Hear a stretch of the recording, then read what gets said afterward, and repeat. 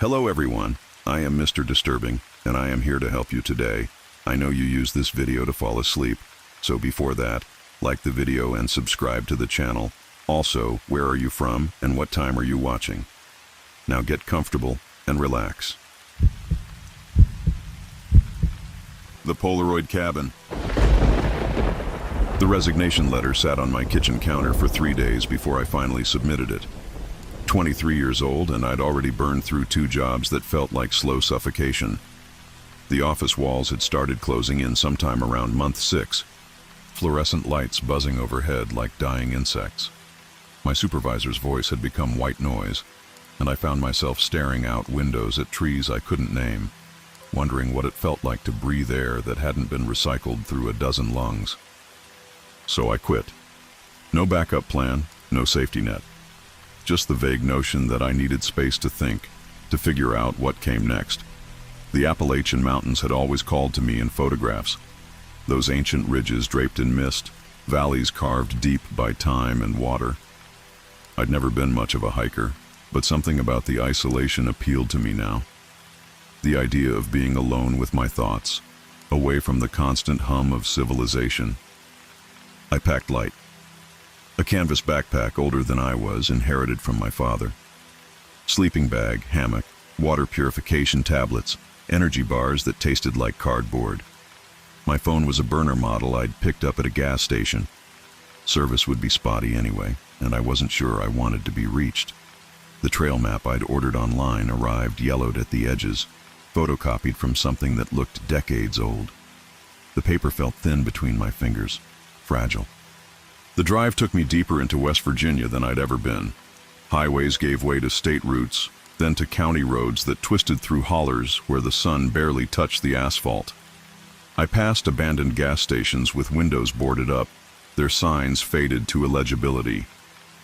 The radio lost signal somewhere after the last town whose name I could pronounce, leaving me with static and the occasional ghost of a gospel station bleeding through from some distant transmitter. I didn't realize I was holding my breath until I exhaled. The silence when I finally turned off the engine was absolute.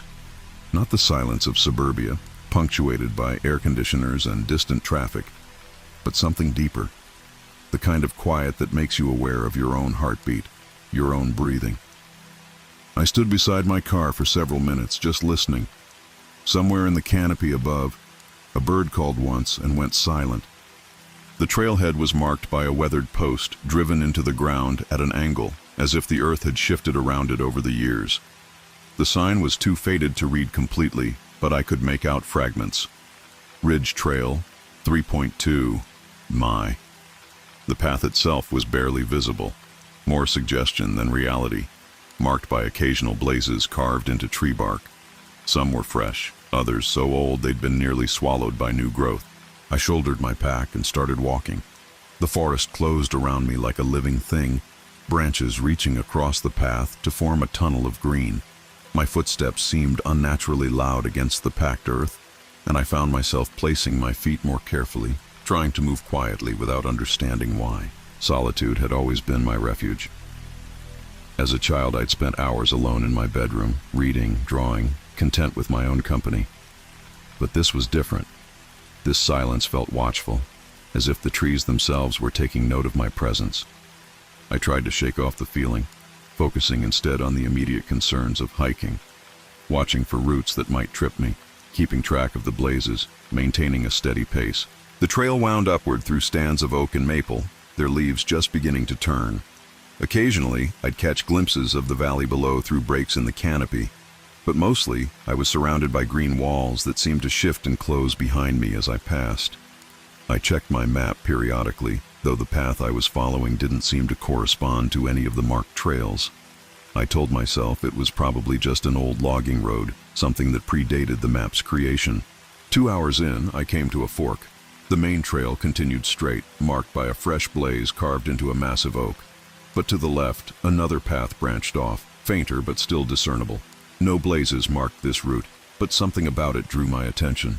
The trees seemed older here, their trunks wider, their branches forming a cathedral arch overhead. I stood at the junction for a long time, listening. The silence felt different down this secondary path. Not empty, but full of something I couldn't name.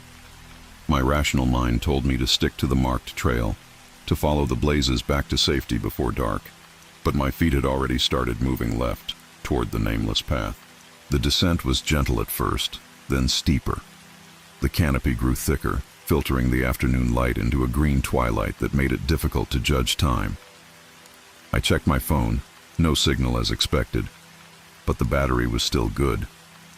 The digital clock read 3:47 p.m. Plenty of daylight left if I could trust my sense of direction. The path leveled out in a small clearing where something had once stood.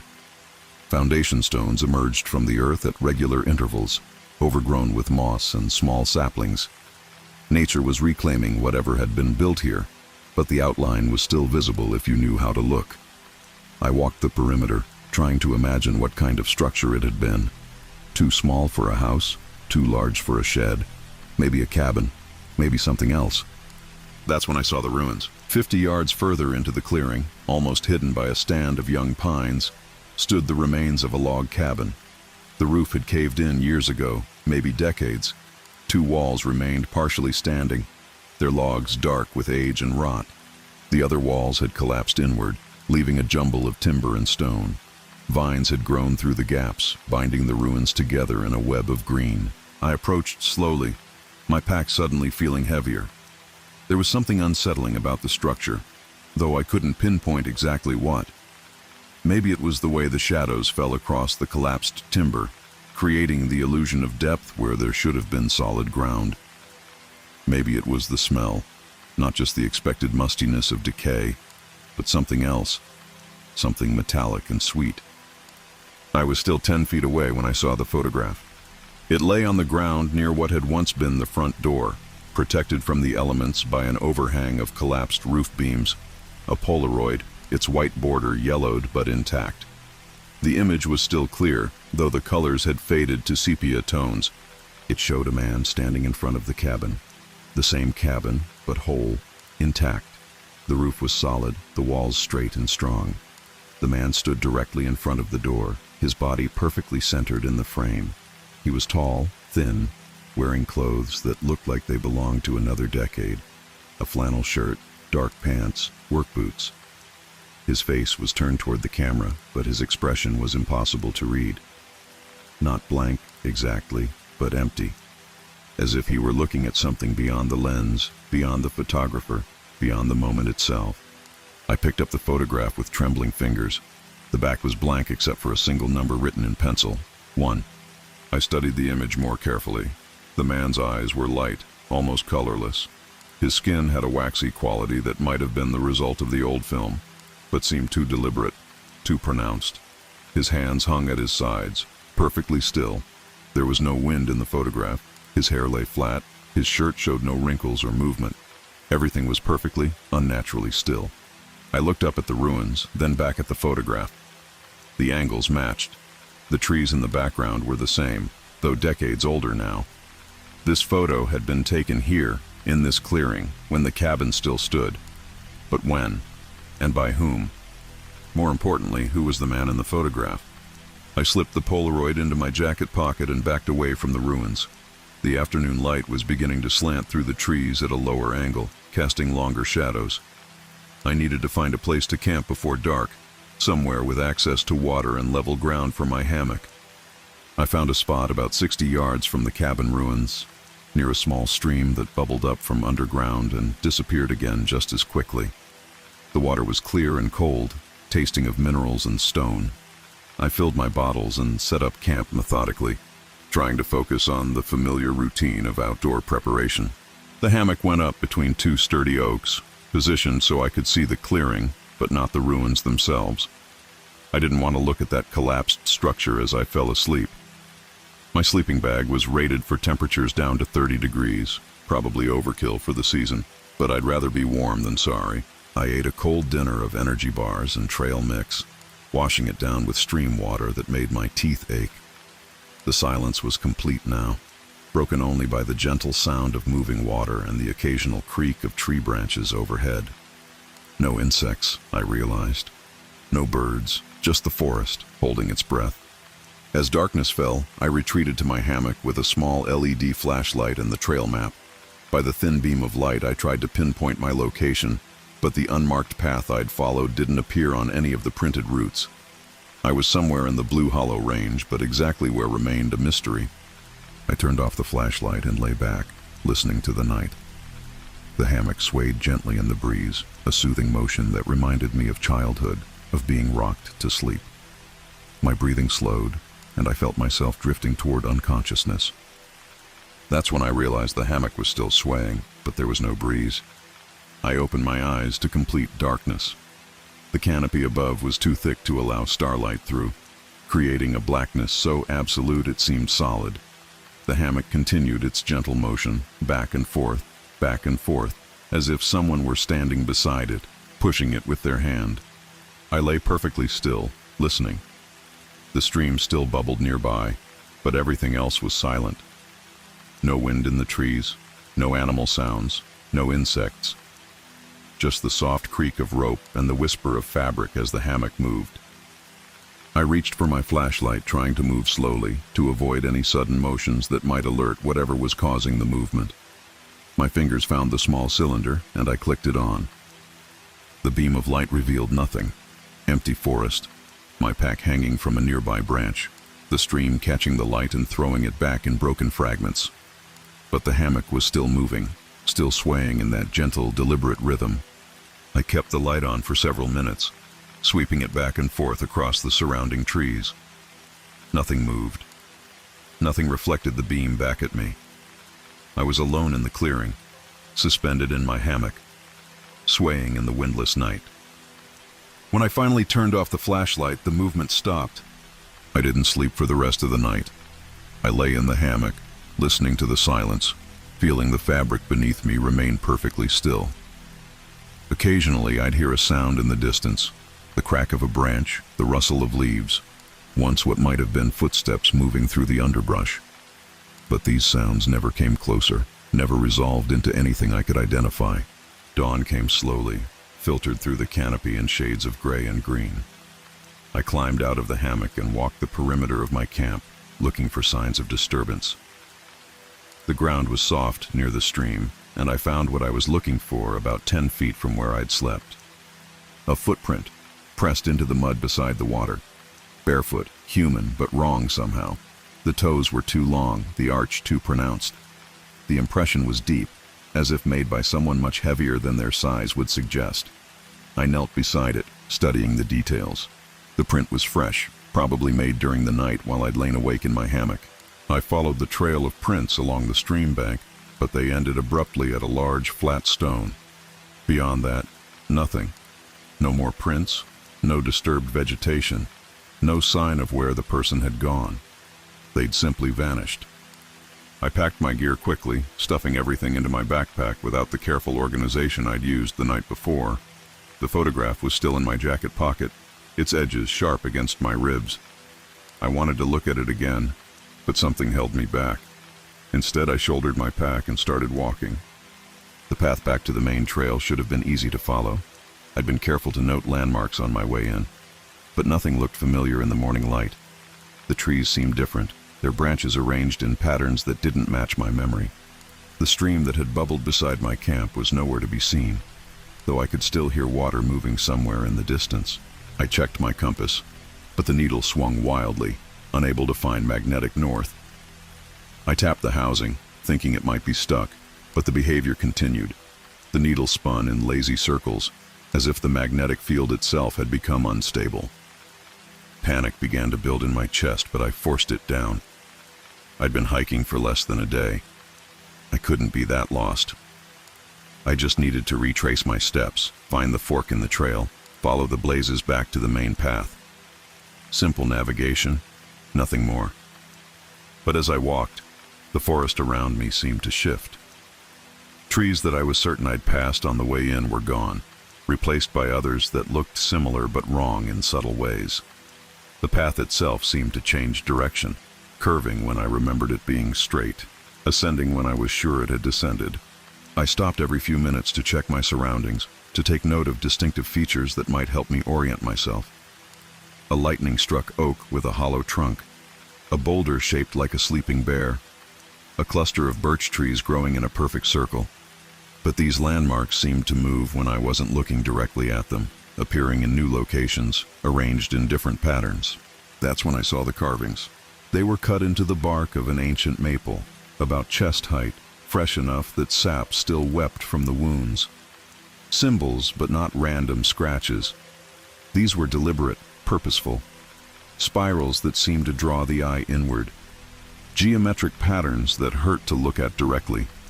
And faces, crude but recognizable, with hollow eyes and gaping mouths. I backed away from the tree, my heart hammering. The carvings were new, made within the last few days. Someone else was in these woods, someone who left footprints by streams and cut symbols into trees. Someone who might be watching me right now. I forced myself to examine the carvings more carefully, looking for any clue about who might have made them. The cuts were deep, made with a sharp knife or hatchet. The spiral patterns were mathematically precise, as if drawn with a compass. But the faces were different, rough, urgent, as if carved in haste or desperation. One face in particular caught my attention. It was larger than the others, positioned at the center of the design. The features were more detailed, more recognizable. High cheekbones, deep-set eyes, a thin mouth turned downward at the corners. I stared at it for a long moment, feeling a chill that had nothing to do with the morning air. I knew that face. I'd seen it before. I pulled the Polaroid from my pocket with shaking hands. The man in the photograph stared back at me with those same hollow eyes, those same sharp cheekbones. The carving was crude, but the resemblance was unmistakable. Someone had been here recently, someone who knew about the photograph, who knew about the man in the image, or someone who was the man in the image. I stuffed the photo back into my pocket and started walking again, faster now, no longer caring about stealth or careful observation. I needed to find the main trail, needed to get back to my car, needed to leave this place before whatever was watching me decided to show itself. The forest seemed to close in around me as I moved. Branches reached out to snag my pack, roots rose up to trip me, vines hung at eye level like reaching fingers. I pushed through them, ignoring the scratches on my hands and face, focusing only on forward movement. I didn't realize I was running until I stumbled and fell. The ground was soft, covered in layers of fallen leaves that cushioned my impact. I rolled onto my back, breathing hard, staring up at the canopy. Through the gaps in the leaves I could see patches of sky, but the light was wrong. Too dim for midday, too orange for morning. The sun seemed to be setting, though I was certain it had been rising when I'd broken camp. I sat up and looked around. I was in another clearing, smaller than the one where I'd found the cabin ruins. But there was something familiar about this place, something that made my skin crawl with recognition. The cabin stood before me, whole and intact. Not the ruins I'd discovered the day before, but the structure from the photograph. The roof was solid, the walls straight and strong. Smoke rose from a stone chimney, dissipating into the still air. The door was painted blue, though the color was faded and peeling. Small windows flanked the entrance, their glass dark and reflective. I got to my feet slowly, my eyes never leaving the building. This was impossible. The cabin was a ruin, had been for years. I'd seen the collapsed timbers, the moss-covered stones. But there it stood, exactly as it appeared in the Polaroid photograph. I approached carefully, my footsteps muffled by the thick carpet of leaves. The closer I got, the more details I could see. The logs were weathered but solid, chinked with clay and moss. The stone foundation was level and well built. This wasn't a recent construction. It was old, decades old, but maintained, preserved. The windows were too dark to see through, but I could feel eyes watching me from behind the glass.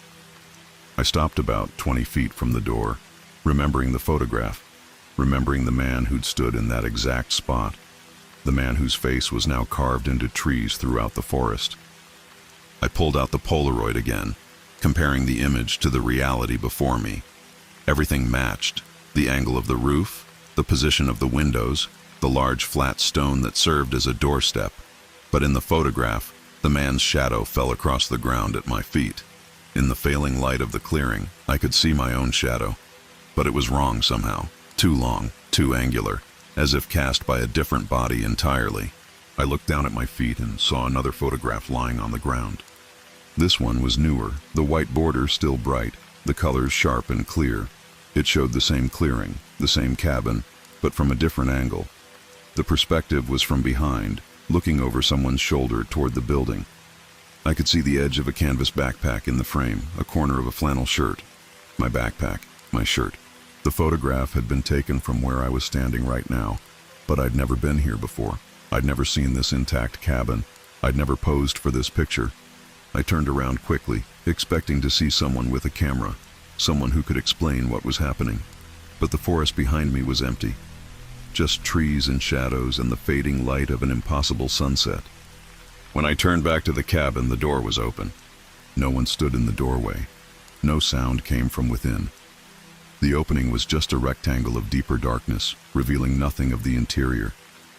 But I could smell something now. Not the clean scent of wood smoke, but something else. Something organic and wrong. I backed away from the cabin, clutching the second photograph. The number 2 was written on the back in the same pencil script as the first. I fumbled for my phone, thinking to take pictures of my own, to document what I was seeing. But the screen was black, the device completely dead, despite showing a full charge that morning. The smell was getting stronger, sweet and metallic, like copper pennies left in the sun. I covered my nose and mouth with my jacket, but the odor seemed to seep through the fabric, to coat the inside of my throat with its thickness. I needed to leave. Now. Before whoever lived in the cabin decided to show themselves. Before the darkness that was gathering in the corners of the clearing spread to cover everything. I turned and ran into the forest, crashing through underbrush, branches whipping across my face. Behind me I heard the cabin door slam shut, the sound echoing through the trees like a gunshot. But I didn't look back. I just ran, following what I hoped was the path back to the main trail. The forest blurred around me as I moved. Trees became indistinct shapes. Rocks and roots became obstacles to dodge or stumble over. I fell twice, scraping my palms and knees, but I kept moving. The smell of decay followed me, clinging to my clothes, my hair, my skin. I ran until my lungs burned and my legs felt like rubber. When I finally stopped, doubled over and gasping, I found myself back at the fork in the trail. The main path stretched ahead of me, marked by fresh blazes that seemed to glow in the dim light. I could see my car keys in my pocket, feel the weight of them against my leg. I walked the main trail as quickly as I could manage, checking over my shoulder every few steps. The forest was silent again, but it felt different now. Not empty, but expectant. As if something were following me, staying just out of sight, waiting for the right moment to reveal itself. The trailhead appeared ahead like a mirage. My car sat exactly where I'd left it, covered in a thin layer of dust and fallen leaves. I fumbled with my keys, hands shaking so badly I could barely fit them into the lock. The engine turned over on the first try, and I backed out of the parking area without looking at the trail sign, without checking my map, without any of the careful preparation that had brought me here. I drove for hours without stopping, following roads that took me away from the mountains, away from the forests, away from whatever I'd left behind in that clearing. I didn't trust myself to stop. Didn't trust that the thing in the cabin wouldn't somehow follow me. Only when I reached the interstate surrounded by the familiar noise and light of civilization did I allow myself to relax. That night in a motel room 3 states away, I examined the 2 photographs under the harsh fluorescent lights. The first showed the man in front of the intact cabin, his empty eyes staring at something beyond the camera. The second showed the view from behind me, over my shoulder, toward the same building. Both were impossible, but both were real, solid in my hands. I tried to convince myself that I'd imagined everything. That stress and isolation had caused me to hallucinate, to see things that weren't there. But the photographs were proof that something had happened, something that couldn't be explained by fatigue or suggestion. I slept poorly that night, waking every few hours to check the locks on my door, to peer through the curtains at the empty parking lot. In my dreams, I stood in the clearing again, watching the cabin door swing open, smelling that sweet metallic odor that seemed to coat everything. 3 days later, I was back in my apartment, trying to return to some semblance of normal life. I'd thrown away the hiking gear, donated the clothes I'd worn in the mountains, even gotten rid of the trail map. But I kept the photographs, hidden in a drawer with other things I couldn't bear to look at but couldn't bring myself to discard. I was checking my mail when I found the third photograph. It was tucked between a credit card offer and a utility bill. No postmark, no return address. Just another Polaroid with the same yellowed border, the same faded colors.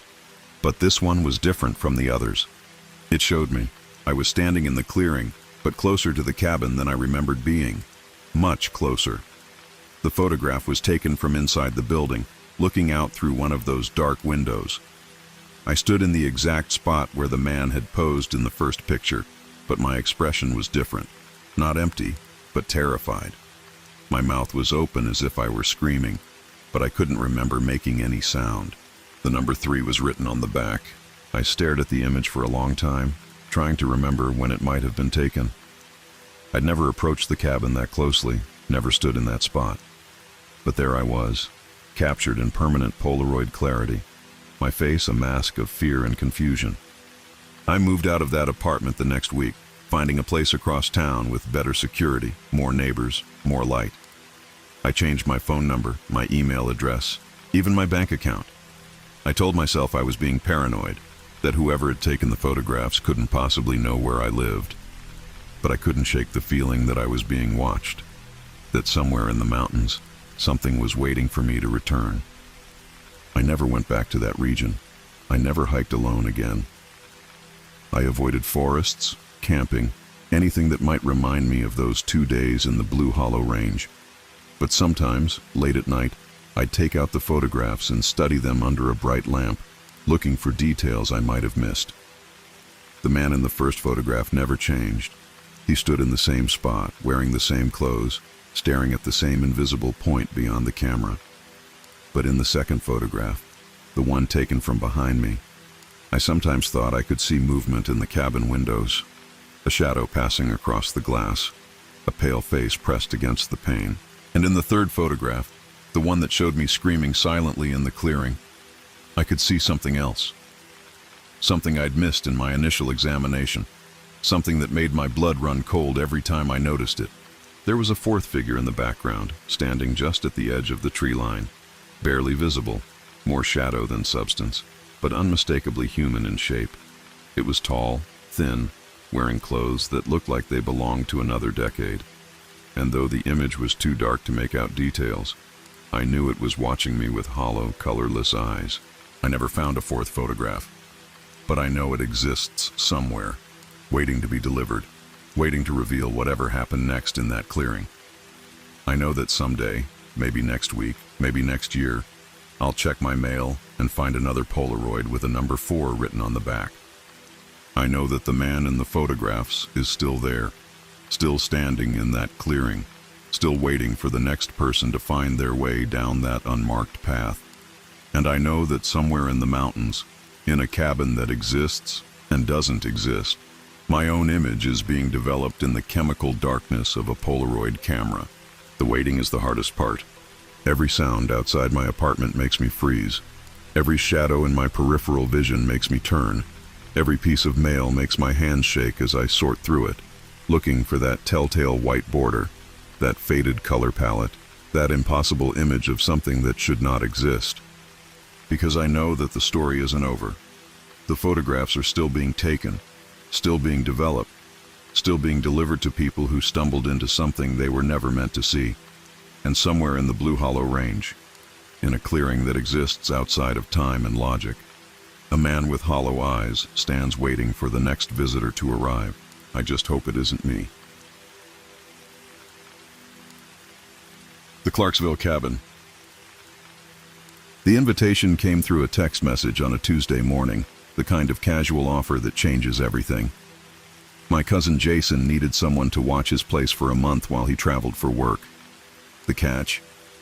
His cabin sat buried deep in the Appalachian Mountains, miles from any recognizable civilization, near a forgotten settlement called Clarksville that most maps had abandoned decades ago. I needed the isolation. The city had become a pressure cooker of deadlines and expectations, each day bleeding into the next without distinction. My apartment felt like a tomb of failed projects and empty takeout containers. When Jason mentioned the cabin had no internet and spotty cell service, I didn't hesitate. Sometimes you need to disappear completely to remember who you are. The drive took 6 hours through increasingly narrow roads that wound like arteries through dense forest. Pine and oak pressed close on both sides, their branches forming a canopy so thick that afternoon sunlight barely penetrated. The GPS lost signal somewhere past the last gas station, leaving me to navigate by Jason's handwritten directions and faded road markers that seemed older than memory. Clarksville materialized without warning around a sharp bend. 3 weathered buildings huddled together like survivors. A general store with windows dark as coal, a post office that looked permanently closed, and something that might have once been a diner. No people, no cars, just the mountain wind whistling through empty spaces where life used to flourish. The cabin sat another 5 miles beyond, accessed by a dirt road that my sedan protested with every pothole. When I finally emerged into the clearing, the first thing that struck me was the profound silence. No traffic hum, no aircraft overhead, no distant voices. Just the whisper of wind through pine needles and the occasional creak of settling wood. Jason's cabin was larger than I'd expected. A 2-story structure of dark timber and stone that seemed to grow from the mountainside itself. Wide windows reflected the forest like watching eyes. A wraparound porch sagged slightly under the weight of years, and I could see why Jason loved this place. It felt removed from time, suspended in a pocket of wilderness that modernity had somehow forgotten. I parked beside the cabin and stepped out into air so clean it almost hurt to breathe. The silence pressed against my eardrums like a physical presence. I'd lived with city noise for so long that this absolute quiet felt unnatural, almost threatening. Even my footsteps on the gravel seemed intrusive. The key was exactly where Jason had promised, under a ceramic frog by the front door. Inside, the cabin smelled of pine oil and old leather, with undertones of something earthy and wild. Exposed beams crossed the vaulted ceiling, and a massive stone fireplace dominated one wall. Everything was clean but felt lived in, comfortable in the way that only comes from years of use. Jason had left detailed instructions on the kitchen counter, along with contact information for emergencies. The dogs, Tank and Buster, would need feeding twice daily. The generator required checking if the power failed. The basement stayed locked for a reason he didn't specify, though he'd included the key with a note suggesting I avoid going down there unless absolutely necessary. That first night I sat on the porch with a beer and watched darkness consume the forest. No streetlights, no porch lamps from neighbors, just an absolute blackness that seemed to swallow sound itself. The silence was so complete it had texture, pressing against me like velvet curtains. When I finally went inside, every footstep echoed through rooms that felt too large and too empty. The next 3 weeks passed in peaceful routine. I woke with sunrise, fed the dogs, spent mornings reading on the porch, afternoons exploring the immediate area around the cabin. The forest was alive with subtle sounds, birds calling from hidden perches, squirrels chattering in the canopy, the distant crack of falling branches.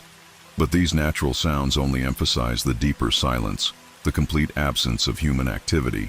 Tank and Buster were good company. 2 golden retrievers with gentle dispositions and an obvious love for their mountain home. They followed me on walks, always staying close, always alert to sounds I couldn't hear. Sometimes they'd stop suddenly, ears perked, staring into the forest with an intensity that made my skin crawl. But they never barked, never showed aggression, just that watchful attention that suggested they knew things I didn't. The cabin itself became familiar quickly. Hardwood floors that creaked in predictable places, windows that caught morning light at specific angles, rooms that held warmth or coolness depending on the time of day. I established routines: coffee on the back deck at sunrise, lunch by the front windows where I could watch the forest, evenings reading by the fireplace while the dogs dozed at my feet. But there was something else, something I couldn't quite identify, a quality to the silence that felt expectant, as if the forest was holding its breath. Sometimes, sitting perfectly still, I'd feel watched. Not by the dogs, not by wildlife, but by something patient and unseen. The sensation would pass quickly, leaving me wondering if isolation was playing tricks on my mind. The basement door stayed locked as Jason had requested. Sometimes I'd pause beside it, noting how the air seemed cooler there, how sound seemed to die more quickly near that particular spot. The key sat in the kitchen drawer, and occasionally I'd find myself looking at it, wondering what Jason felt was important enough to warn against, but not important enough to explain.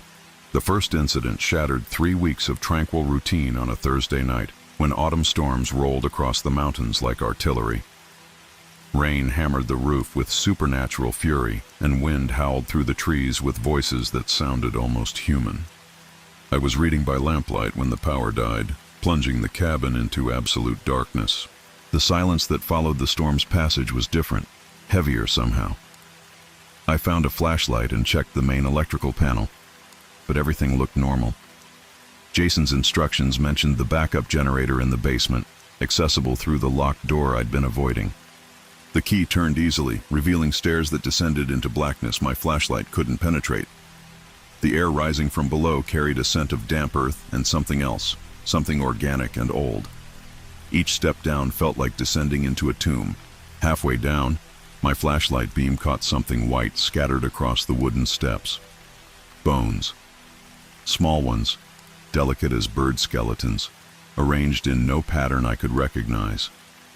They looked old, bleached clean by time, but something about their placement felt deliberate. The generator sat in the far corner, a large metal beast that started on the third pull. As lights flickered on throughout the house, I heard the dogs above me, their nails clicking frantically across hardwood floors, then barking, deep and aggressive in a way I'd never heard from them. I climbed the stairs 2 at a time, emerging into a living room where Tank and Buster stood rigid at the sliding glass door, hackles raised, voices raw with fury. They pressed against the glass, barking at something in the darkness beyond the deck. That's when I saw them, handprints on the outside of the glass, dozens of them, pressed against the surface as if someone had been clawing to get inside. But these weren't normal handprints. They were too small, with fingers too long and thin, and they covered the entire lower half of the door in overlapping patterns. The dogs continued barking until I turned off all the lights, and even then they remained tense, pacing between the door and the windows like sentries. I spent that night on the couch with the baseball bat I'd found in Jason's closet, watching shadows move beyond glass that still bore the ghostly imprints of those impossible hands. Morning brought rational sunlight and the discovery that the handprints had vanished completely. The glass was clean, unmarked, as if nothing had ever touched it. I called Jason from the one spot in the cabin where my phone caught signal, a corner of the kitchen where I had to hold the device at precisely the right angle. His voice sounded distant, distorted by poor connection and something else I couldn't identify. He seemed unsurprised by my description, offering vague reassurances about mountain wildlife and tricks of light during storms. When I pressed for details about the basement bones, he suggested I might have disturbed an old animal nest. His explanations felt hollow, rehearsed, but the connection was too poor for extended conversation. That night, as I settled into bed, the tapping began. Soft at first, barely audible above the natural settling sounds of an old house. Tap, tap, tap, regular as a heartbeat, coming from somewhere above my head.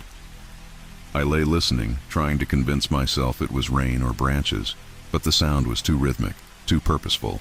The tapping continued for hours, moving across the roof in patterns that suggested something walking up there, something with small hands or paws that moved with deliberate care. Sometimes it would pause directly overhead, and in those moments of silence, I held my breath until it resumed its wandering path. On the third night of tapping, I saw movement outside my bedroom window, a shadow passing between trees, too tall and thin to be animal, too fluid to be human. It moved without sound, gliding between trunks with unnatural grace. As I watched, frozen against my pillows, I heard my name whispered from somewhere in the darkness beyond the glass. Not called, whispered, drawn out in syllables that didn't match any human voice, a sound like wind through hollow bones. The whisper came again, closer now, and I realized it was coming from multiple directions simultaneously, as if whatever was out there had surrounded the cabin, had been watching and waiting and now wanted me to know it.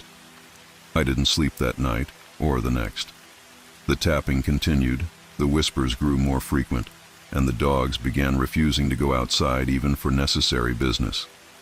They'd stand at the door, whimpering, then retreat to the farthest corner of the house. By the final weekend, I'd decided to leave early. Jason would understand. The isolation had become something else, something hungry and patient that I couldn't name but could feel watching from the forest's depths. I packed methodically, trying to maintain normal routines while every instinct screamed at me to run. Tank's behavior had grown increasingly strange.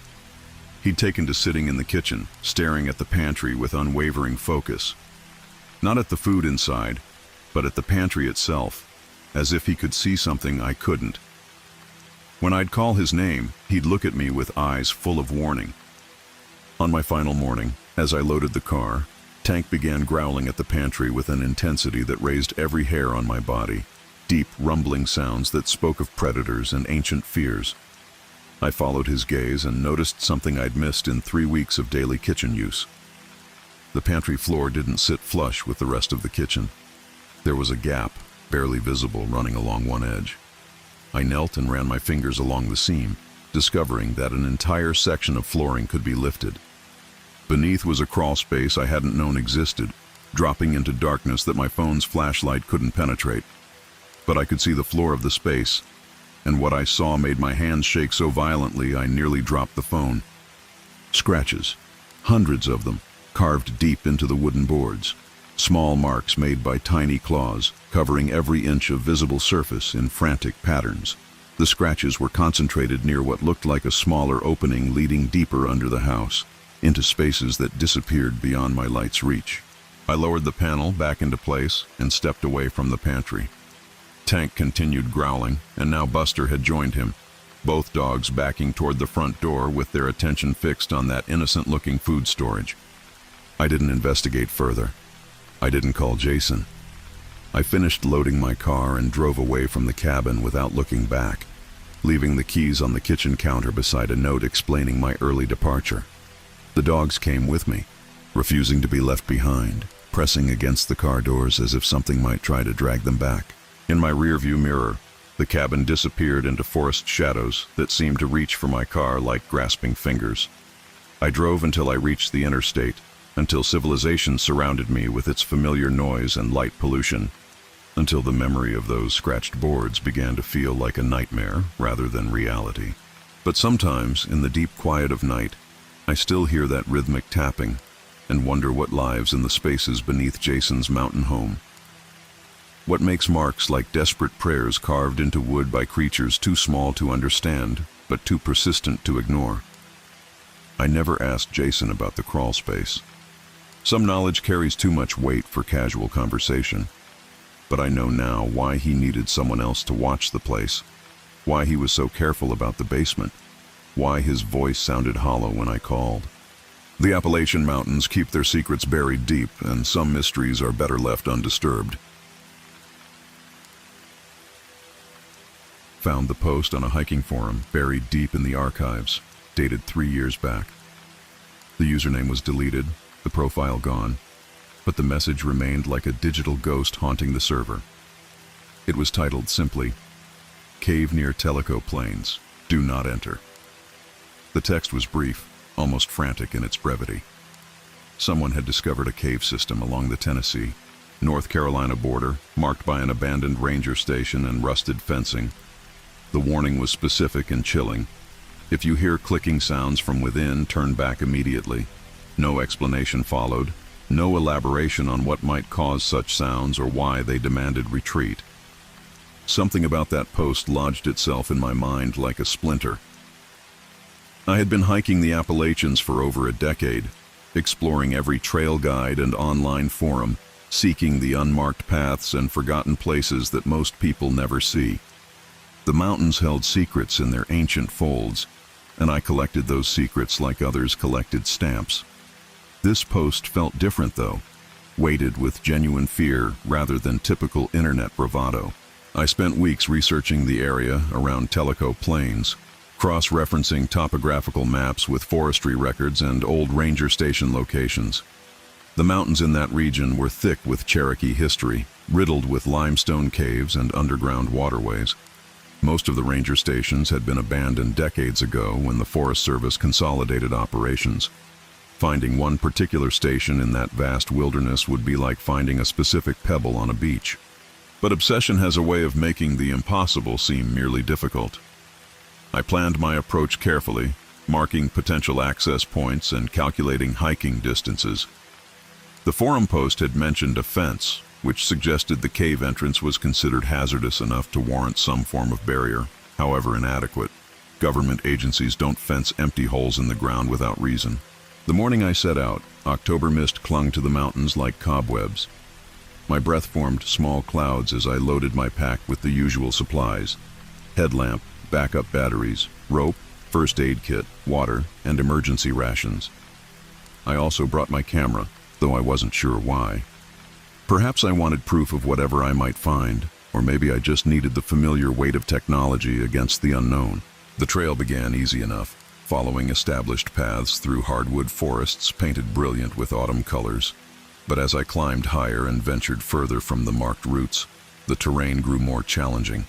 Ancient rhododendron thickets created natural barriers, their twisted branches forming tunnels I had to crawl through. The forest floor was carpeted with decades of fallen leaves, muffling my footsteps and creating an almost cathedral-like silence. By afternoon, I had left all recognizable trails behind.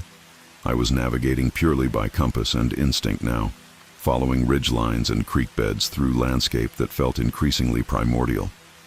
The trees grew larger here, old-growth specimens that had somehow escaped the logger's saw. Their massive trunks created a canopy so dense that even midday felt like twilight.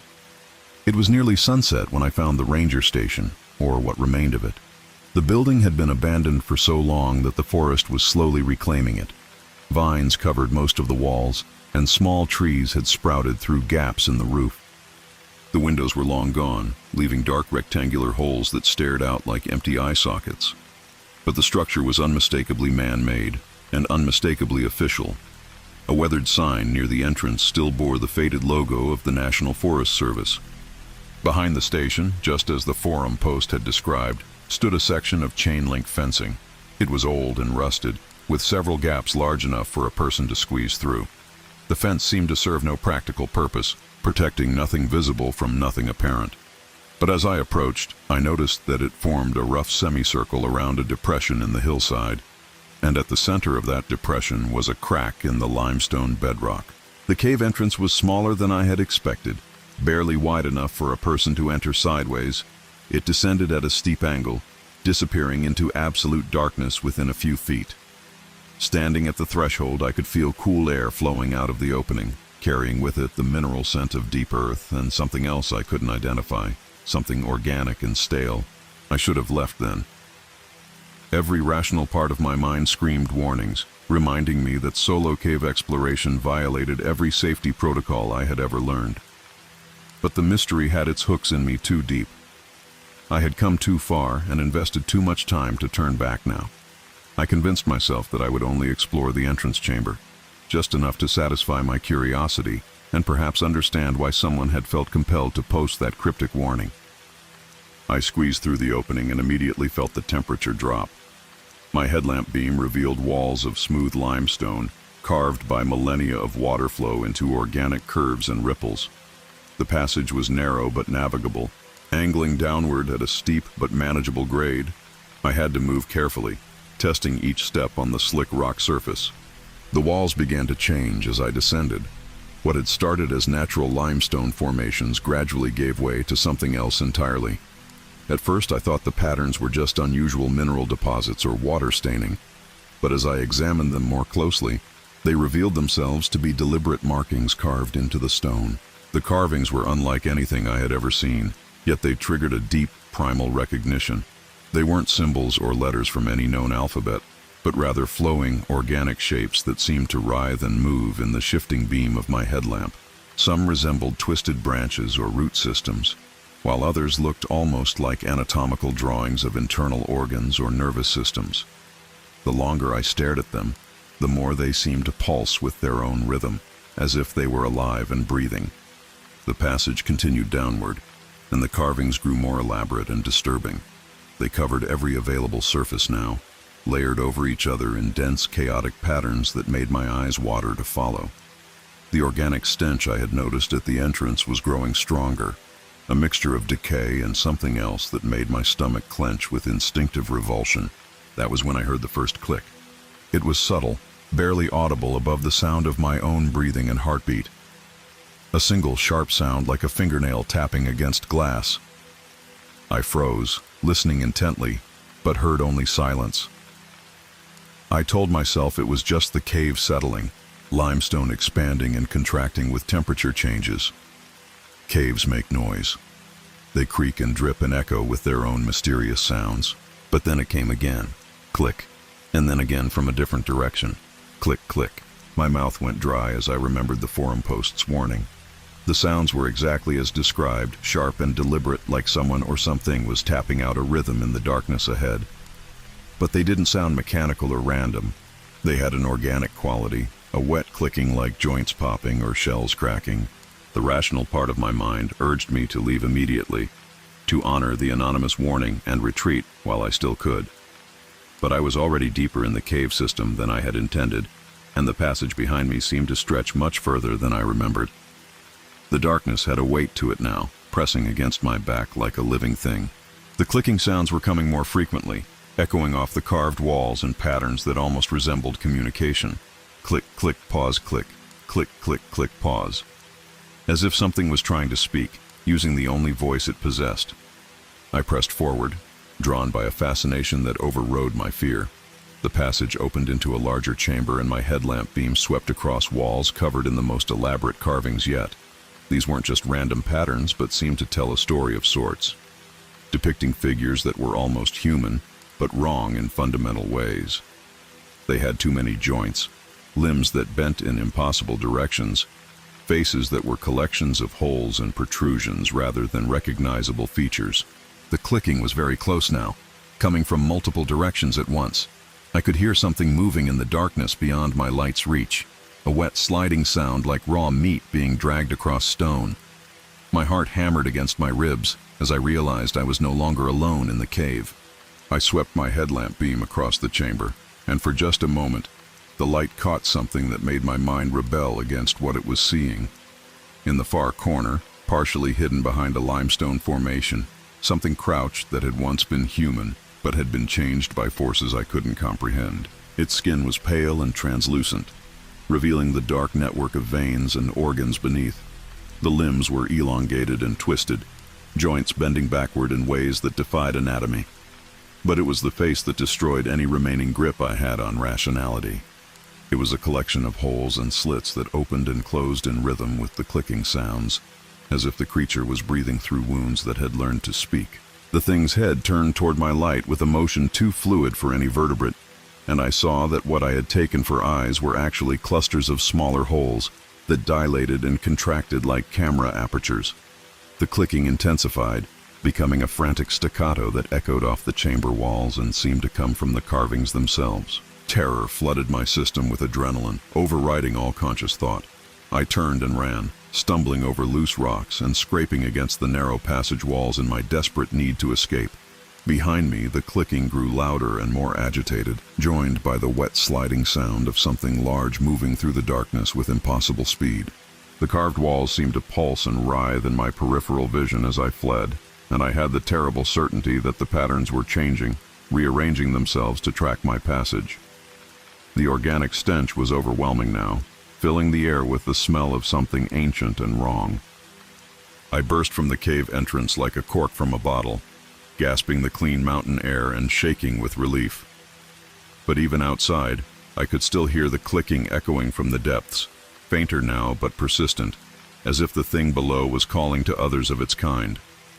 I didn't stop running until I reached the abandoned ranger station, and even then I only paused long enough to catch my breath before continuing my flight down the mountain. I hiked through the night, following my GPS back to civilization, driven by the absolute certainty that I had seen something that should not exist. When I finally reached my car at dawn, I was exhausted and dehydrated, my clothes torn and my hands bloody from scrambling over rocks in the dark. but I was alive, and I was far from that terrible place where the boundaries between human and something else had been dissolved. I tried to find the forum post again when I got home, searching through the archives with desperate intensity. I wanted to contact the person who had posted the warning, to share my experience and perhaps find some explanation for what I had encountered. But the post was gone, deleted from the server as if it had never existed. The entire thread had vanished, leaving no trace of the conversation or the warning that had drawn me to that place. I searched other forums, social media sites, local news archives, anything that might contain some reference to the cave or similar experiences. But I found nothing. No missing persons reports from that area, no geological surveys mentioning unusual cave systems, no folklore or legends that matched what I had seen. It was as if the place existed in a void, hidden from all record and memory except for one anonymous post that had somehow slipped through the cracks of collective forgetting. And now that post was gone too, leaving only my memory as proof that any of it had happened. Sometimes late at night, I still hear clicking sounds in the walls of my house. They're probably just the building settling, pipes expanding and contracting with temperature changes. That's what I tell myself anyway. But sometimes the clicking follows a pattern, a rhythm that matches what I heard in that cave beneath the mountains. And when that happens, I remember the pale thing with its cluster of breathing holes, and I wonder if my escape was as complete as I believed. The mountains keep their secrets well, hiding them in the darkness between the roots of ancient trees and the cracks in limestone bedrock. But some secrets have a way of following you home, clicking their wet rhythm in the walls while you try to sleep. The unwelcome visitor at the shelter. I've been hiking the Appalachian Trail for over 15 years now, and I can tell you that the mountains have a way of getting under your skin. Not just the physical exhaustion or the way your muscles burn after climbing elevation for hours on end, but something deeper. Something that settles into your bones and whispers to you in the dark hours before dawn. Most of the time, it's a good whisper, the kind that reminds you how small you are in the grand scheme of things, how peaceful the world can be when you strip away all the noise and distraction of modern life. But sometimes, just sometimes, those whispers carry a different message entirely. This particular story takes place during what was supposed to be a routine 5-day section hike through the Tennessee portion of the trail. My hiking partner Jake and I had been planning this trip for months, carefully mapping out our route, studying elevation charts, and poring over shelter locations. We'd hiked together dozens of times before. He was the kind of guy who could read a topographic map like it was a children's book, and I trusted him completely in the backcountry. The first 3 days had been exactly what we'd hoped for. Perfect weather, clear skies, and that particular brand of Appalachian autumn that makes you understand why people write poetry about these mountains. The leaves were just beginning to turn, painting the ridgelines in soft yellows and deep oranges that seemed to glow from within when the afternoon sun hit them just right. We'd made good time. Our packs felt lighter with each passing mile, and our spirits were high. On the third night, we reached the shelter we'd been aiming for. A 3-sided wooden structure tucked into a small clearing about 50 yards off the main trail. It was one of the newer ones built maybe 10 years ago by volunteer trail crews, with a solid roof and sleeping platforms that could accommodate 8 people comfortably. A small fire ring sat in front of the shelter, surrounded by log benches worn smooth by countless hikers who'd sat there before us, sharing stories and watching the flames dance against the darkness. We arrived with about 2 hours of daylight left, which gave us plenty of time to set up our sleeping areas, filter water from the nearby spring, and prepare a hot meal. The ritual of making camp had become second nature to both of us over the years. Jake would handle the technical stuff like hanging our bear bags and checking the weather radio, while I'd focus on getting a fire started and organizing our food supplies. As the sun began to set behind the ridge, we settled in for what we expected to be another peaceful evening in the wilderness. The shelter was positioned perfectly to catch the last rays of light, and we sat on the sleeping platform with our backs against our packs, watching the forest slowly transition from day to night. The sounds changed too, the daytime bird songs giving way to the rustle of small creatures in the underbrush, the distant call of an owl, and that particular kind of silence that only exists deep in the mountains. That's when we heard footsteps on the trail. At first, neither of us thought much of it. Hikers often pushed later into the evening, especially during the warmer months when the days were long and the trail was more forgiving. We'd shared shelters with dozens of other hikers over the years, and most of the people you meet on the Appalachian Trail are genuinely good folks. The kind who'll share their food if you're running low, or help you figure out a gear problem, or just sit quietly around a fire without feeling the need to fill every moment with conversation. But as the footsteps grew closer, something felt different. The rhythm was wrong somehow. Too measured, too deliberate. Most hikers at the end of a long day have a certain weariness to their gait, a slight shuffling quality that comes from tired muscles and the accumulated weight of a loaded pack. These footsteps were different. They were precise, almost mechanical in their consistency. Jake looked at me with raised eyebrows, and I could see he was picking up on the same odd quality I was hearing. We both turned toward the trail, expecting to see a headlamp bobbing through the trees or hear the familiar sounds of someone approaching camp. The rustle of gear, maybe a quiet greeting called out from a respectful distance. Instead, what emerged from the darkness was a figure that made my stomach drop without any logical reason I could name. He was tall, probably 6.5 feet, with broad shoulders and a frame that suggested physical strength despite what appeared to be an advanced age. His hair was completely white, not gray, but pure white, and hung down past his shoulders in a way that would have looked unkempt on most people, but somehow seemed intentional on him. His clothes were nondescript: dark pants, a heavy jacket that looked military surplus, and boots that had seen serious use but were still in good condition. What struck me most, though, was his complete silence. He didn't announce himself, didn't offer any kind of greeting, didn't even seem to acknowledge that Jake and I were there. He simply walked into the clearing, looked around the shelter area with a methodical thoroughness that felt more like an inspection than casual observation, and then selected a spot on the far end of the sleeping platform. The whole process took maybe 3 minutes, but it felt like an hour. Every movement he made was deliberate and controlled, as if he were performing a ritual he'd done hundreds of times before. He set down what appeared to be a small pack, much smaller than what you'd typically see on a multi-day hiker, and then arranged his gear with the kind of precision that made me think of military training. Throughout this entire process, he never once looked directly at us.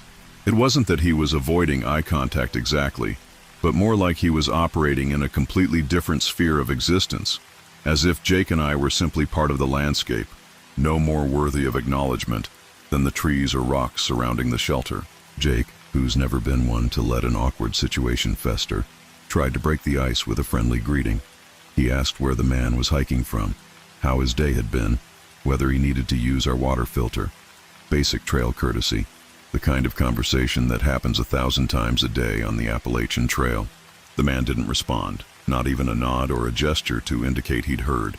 He just continued his methodical arrangement of gear, moving with that same unsettling precision that had caught my attention from the moment he'd appeared.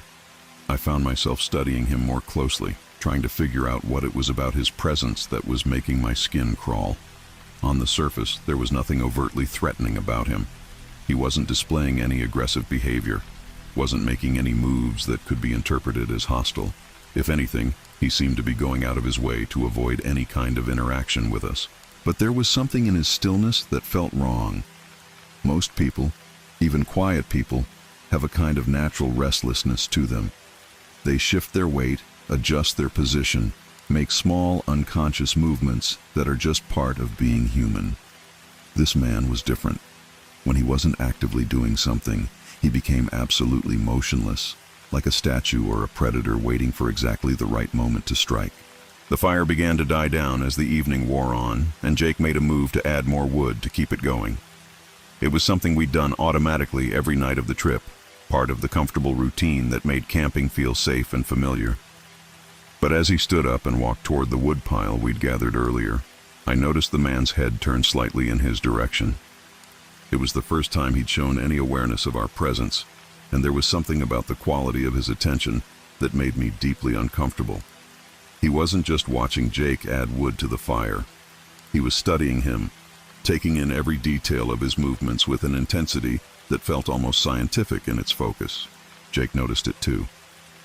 I could see the slight hesitation in his movements, The way he glanced back at the man and then at me with an expression that clearly said he was picking up on the same weird energy I was feeling. But what could we do? We were in a public shelter, and technically speaking, the man wasn't doing anything wrong.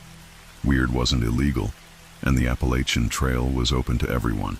We tried to settle in for the night, but sleep felt impossible with that presence just 20 feet away. Every time I closed my eyes, I found myself listening for sounds of movement, trying to track where the man was and what he might be doing. The rational part of my brain kept telling me I was being ridiculous, that there was no reason to feel threatened by someone who hadn't said a word or made a single aggressive gesture. But the primitive part of my brain, the part that had kept human beings alive for thousands of years before we invented cities and streetlights and the illusion of safety, was screaming at me that something wasn't right. Around midnight, I gave up on sleep entirely and decided to make a trip to the privy, which was located about 50 yards behind the shelter. It was a perfectly reasonable thing to do.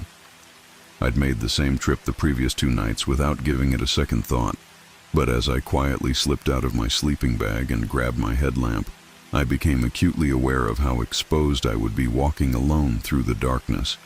I turned on my headlamp and started making my way along the narrow path that led to the privy, trying to move as quietly as possible to avoid waking Jake. The beam of light created a small circle of visibility in the absolute darkness of the forest, but it also made everything beyond that circle seem even more impenetrable and threatening. That's when I realized I was being followed. I couldn't see him, couldn't hear his footsteps, but I could feel his presence behind me with the same certainty that you feel when someone is staring at you in a crowded room. The sensation was so strong that I actually stopped walking and turned around, sweeping my headlamp beam back along the path I'd just traveled. Nothing, just empty trail disappearing into the darkness. But the feeling didn't go away. If anything, it intensified, as if my acknowledgement of being watched had somehow made the watcher more bold, more present. I found myself walking faster, my heart rate increasing with each step, until I was practically jogging through the darkness despite the uneven terrain and the very real danger of tripping over a root or rock. When I reached the privy, I went through the necessary business as quickly as possible while keeping my headlamp pointed back toward the path. Every shadow seemed to move, every small sound made me jump, and I found myself holding my breath as I listened for any indication that I wasn't alone. The walk back to the shelter felt like the longest 50 yards of my life. I kept the headlamp beam moving constantly, sweeping it back and forth across the path and into the trees on either side, looking for any sign of movement or that tall, white-haired figure. By the time I made it back to the shelter, my hands were shaking and my shirt was soaked with sweat despite the cool night air. Jake was awake when I climbed back onto the sleeping platform, and I could see the concern in his eyes even in the dim light from my headlamp. He whispered, asking if everything was okay, and I found myself nodding yes, even though everything was very much not okay. How could I explain that I was terrified of a man who hadn't done anything more threatening than exist in the same space as us? But Jake knew me well enough to read between the lines. He quietly moved his sleeping bag closer to mine, positioning himself between me and the far end of the platform where the man was lying. It was a small gesture, but it meant everything in that moment. The acknowledgement that I wasn't being crazy, that there really was something unsettling about our uninvited sheltermate. The rest of the night passed in a series of fitful dozes and wide-awake periods of listening. Every small sound seemed amplified in the darkness. The settling of the shelter structure, the rustle of small animals in the underbrush, the distant call of a whippoorwill. But underneath it all was a quality of silence that felt heavy and watchful, as if the entire forest was holding its breath. Around 3 in the morning, I became aware of a new sound that made my blood run cold. It was rhythmic, barely audible, but unmistakably human in origin. At first, I thought it might be snoring, which would have been almost reassuring in its normalcy. But as I listened more carefully, I realized it was something else entirely. The man was humming. It wasn't a tune I recognized. Wasn't even really a melody in any conventional sense. It was more like a series of low, droning tones that seemed to vibrate through the wooden platform beneath us. The sound was so quiet that I almost thought I might be imagining it. But when I looked over at Jake, I could see that he was hearing it too. There was something profoundly unsettling about that humming. It wasn't the kind of absent-minded musical expression that people sometimes make when they're content or relaxed. This was something else, something that felt ritualistic, purposeful, as if the tones themselves had meaning that I couldn't begin to understand. The humming continued for what felt like hours, though it was probably only 20 or 30 minutes. Sometimes it would fade away to almost nothing, and I'd think it had stopped, only to have it resume again just when I was starting to relax. The pattern was unpredictable, which somehow made it even more disturbing than if it had been constant. When it finally stopped completely, the silence that followed was somehow worse than the humming had been. At least when he was making noise, I knew where he was and what he was doing. Now, in the absolute quiet of the pre-dawn hours, I found myself straining to hear any indication of his presence or movement. Dawn couldn't come fast enough. I lay there watching the sky slowly lighten through the gaps in the shelter roof, counting the minutes until there would be enough light to see clearly, to dispel the psychological weight that the darkness had been pressing down on us all night.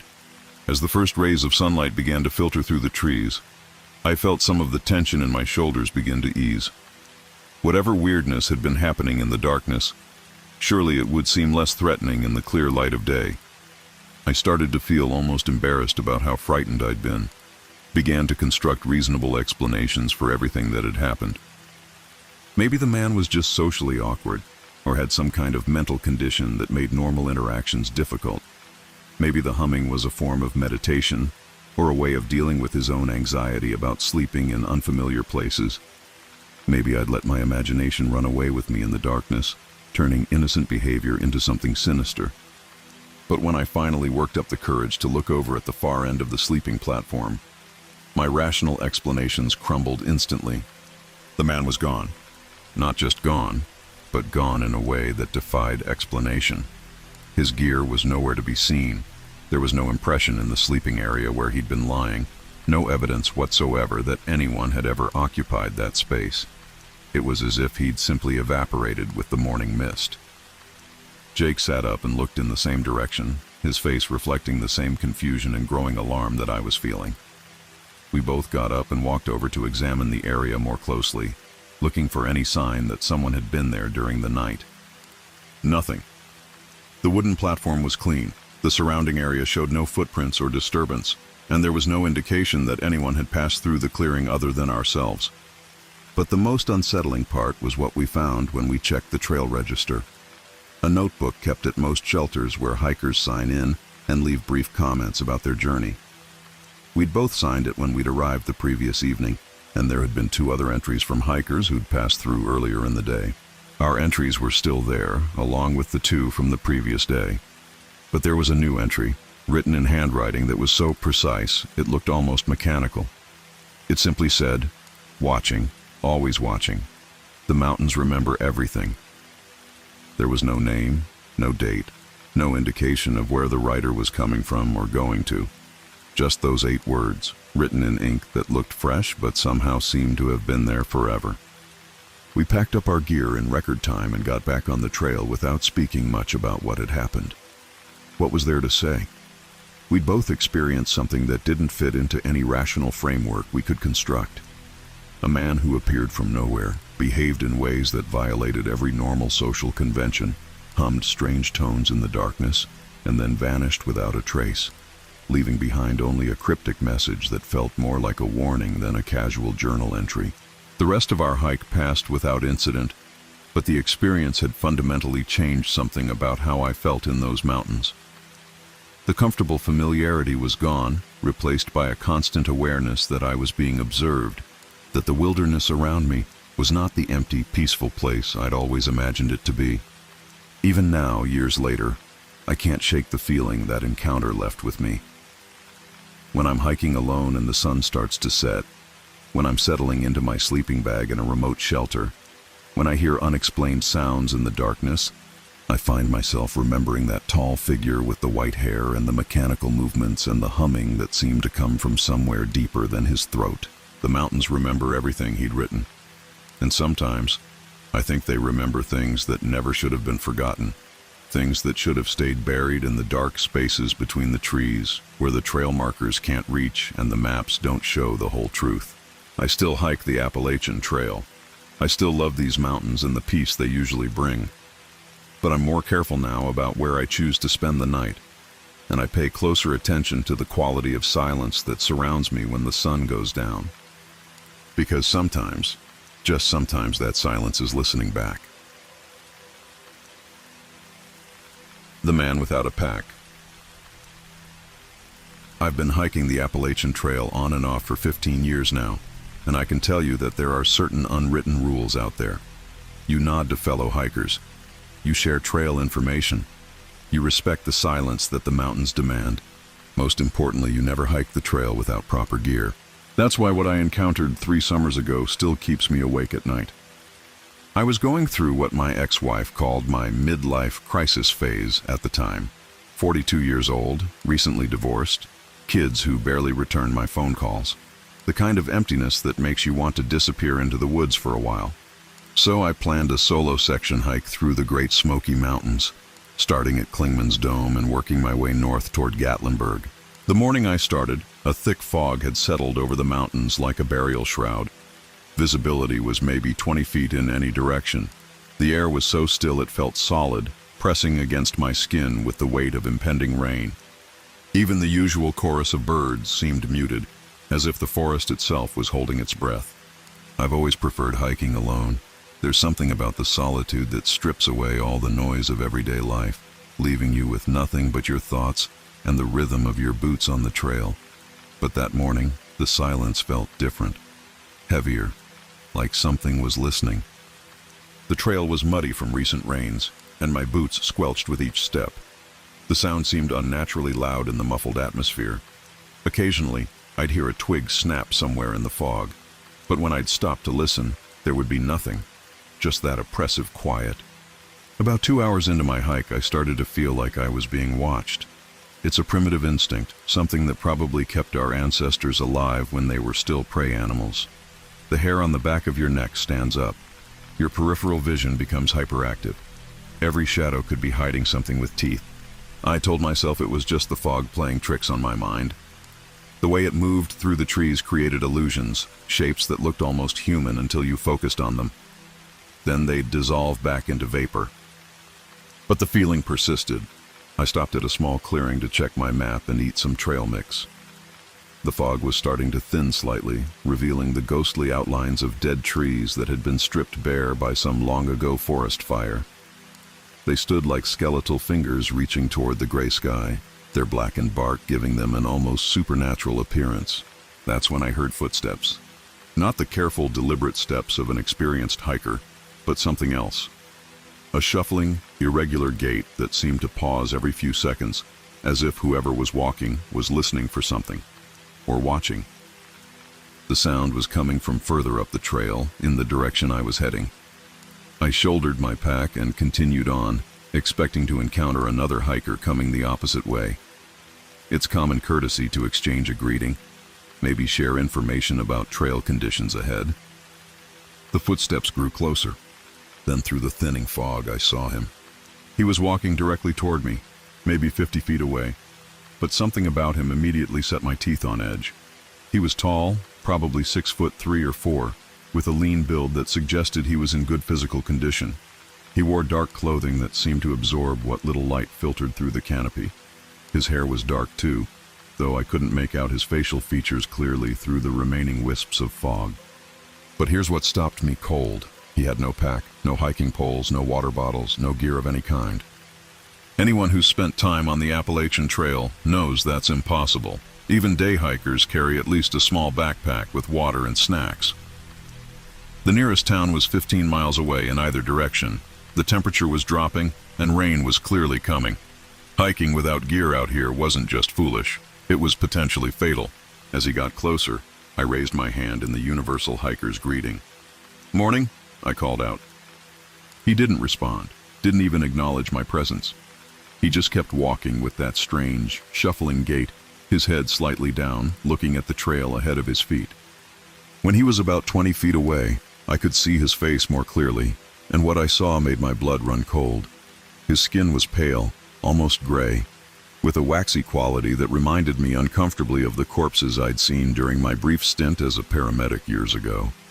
His eyes were dark and completely expressionless. Not unfriendly, expressionless, like looking into the eyes of a shark. "Excuse me," I said, louder this time. "Are you okay? Do you need help?" Nothing. He passed by me without so much as a glance, continuing down the trail with that same irregular shuffling step. I turned to watch him go, but the fog seemed to swallow him up almost immediately. Within seconds, he had vanished completely, though I could still hear his footsteps fading into the distance. I stood there for several minutes, trying to process what I'd just experienced. Maybe he was one of those ultralight hikers who kept his gear to an absolute minimum. Maybe he was just unfriendly, or dealing with some personal crisis that made him want to avoid human contact. Maybe he was hiking from a nearby campground and didn't need to carry much. But none of those explanations felt right. There had been something fundamentally wrong about the encounter. The way he moved, like his joints didn't quite work properly. The complete absence of any hiking gear. That waxy, lifeless skin. Those empty eyes. And then there was the smell I'd noticed as he passed. A faint but unmistakable odor of decay, like leaves that had been rotting under a fallen log for months. I tried to shake off the unease and continued hiking, but the encounter had shattered the meditative peace I usually found on the trail. Every sound made me jump. Every shadow looked like it might be hiding something.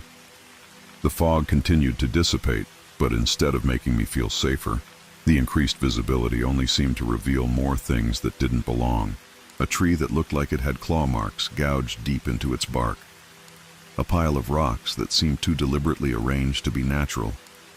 A section of trail where all the vegetation on one side had died, leaving a perfect line of demarcation between living forest and dead ground. About an hour after the encounter, I stopped to rest and eat lunch. I found a fallen log that made a decent seat and pulled out my sandwich and water bottle. The fog had mostly cleared by now, revealing a landscape that should have been beautiful but somehow felt malevolent. The mountains stretched out in layers of blue and green, but there was something about the way the shadows fell that made my skin crawl. I was about halfway through my sandwich when I heard them again. Footsteps, coming from the direction I'd just traveled. Those same irregular, shuffling steps I'd heard before. But that was impossible. The man had been walking the opposite direction, heading away from where I was now. For him to be behind me, he would have had to turn around and follow me. The footsteps were getting closer. I packed up my lunch quickly and started walking again, but I kept the pace casual. There was probably a perfectly reasonable explanation. Maybe the man had realized he'd left something behind and turned back to look for it. Maybe he'd changed his mind about his destination. Maybe there was another hiker on the trail who happened to have a similar gait. But when I glanced over my shoulder, I could see a figure in the distance, maybe 100 yards back, walking with that same distinctive shuffle. The man with no pack was following me. I picked up my pace slightly, not wanting to appear panicked, but definitely wanting to put some distance between us. When I looked back again 5 minutes later, he was still there, maintaining the same distance. Not gaining on me, but not falling behind either. This continued for the better part of an hour. Every time I looked back, he was there, always at the same distance, walking with that mechanical, inhuman gait. He never seemed to get tired or need to rest. He never stopped to drink water or eat food because he didn't have any. I tried to rationalize the situation. Maybe he was just a fast hiker who happened to be going in the same direction. Maybe he felt awkward about the earlier encounter and was trying to avoid another interaction by maintaining his distance. Maybe he was having some kind of mental health episode and wasn't fully aware of his behavior. But deep down I knew something was very wrong. The trail began to climb steeply as it wound up the side of a ridge. My legs burned and my lungs worked harder in the thin mountain air. I had to stop several times to catch my breath and drink water. Each time I stopped, I would look back down the trail. He was always there, never closer, never farther away, and he never seemed to be breathing hard despite the climb. As afternoon wore into evening, the temperature began to drop and clouds started gathering overhead. The weather forecast had called for possible thunderstorms, and I could feel the electricity in the air that precedes a mountain storm. I needed to find a place to make camp before the rain started. I found a relatively flat spot about 20 feet off the trail, sheltered by a grove of ancient hemlocks. It wasn't ideal. The ground was a bit rocky and there was no water source nearby, but it would have to do. I set up my tent quickly, keeping one eye on the trail the whole time. The man was nowhere to be seen. I told myself he had probably found his own camping spot, or maybe he really was just a day hiker who had turned around and headed back to his car. But as I sat in my tent eating a cold dinner, I couldn't shake the feeling that I was still being watched. The storm hit around midnight. Mountain thunderstorms are violent affairs, with lightning that turns the night into day, and thunder that seems to shake the very bones of the earth. Rain hammered against my tent like machine gun fire, and the wind whipped through the trees with a sound like screaming voices. But between the crashes of thunder, I could hear something else. Footsteps circling my campsite. I lay in my sleeping bag with my flashlight in one hand and my hiking knife in the other, listening to those shuffling steps as they moved around the perimeter of my camp. Sometimes they would pause, as if the walker was studying something. Sometimes they would move closer to my tent, and I could see the faint outline of a figure backlit by lightning flashes. The figure never spoke, never made any sound except for those wet, shuffling footsteps on the rain-soaked ground. This went on for hours. I didn't sleep at all, just lay there, paralyzed with fear, waiting for the footsteps to stop directly outside my tent, waiting for hands to start pulling at the zipper, waiting for that expressionless face to appear in my doorway. But it never happened. As dawn approached and the storm began to subside, the footsteps gradually faded away, leaving only the sound of dripping water and my own ragged breathing.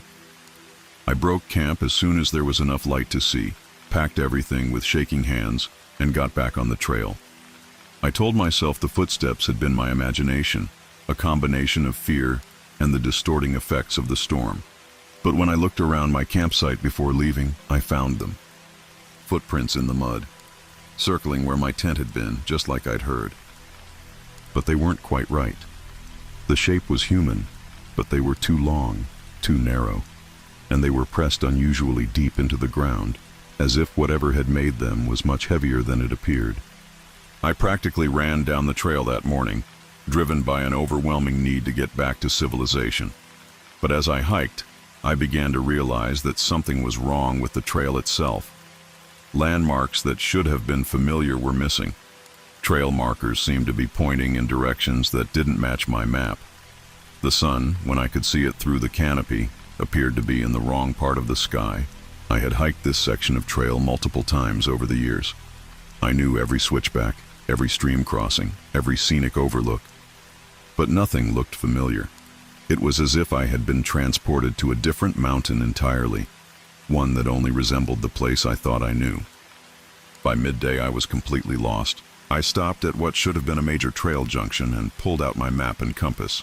According to my calculations, there should be a shelter about a mile ahead, with a reliable water source and a phone for emergencies. But when I looked at the trail signs, they pointed to destinations I'd never heard of, places with names that didn't appear on any map I'd ever seen. That's when I saw him again. He was standing about 50 yards away, partially hidden behind a massive oak tree, just standing there, motionless, watching me. Still no pack, still no gear, still that waxy, lifeless skin and those empty eyes. But now I could see him more clearly, and what I saw made my knees weak. His clothes were wrong. Not just the style or the color, but the way they hung on his frame, like they had been made for someone with a different body structure. His proportions seemed off too. His arms were slightly too long, his neck slightly too thin. And when he breathed, his chest didn't seem to move the way it should. We stared at each other for what felt like hours, but was probably only minutes. He never moved, never blinked, just watched me with those dark, empty eyes while I stood frozen in terror. Then, slowly, he raised one hand and pointed down the trail behind me. I didn't want to look. Every instinct screamed at me not to take my eyes off of him, but something compelled me to turn around, and when I did, I saw more figures standing among the trees.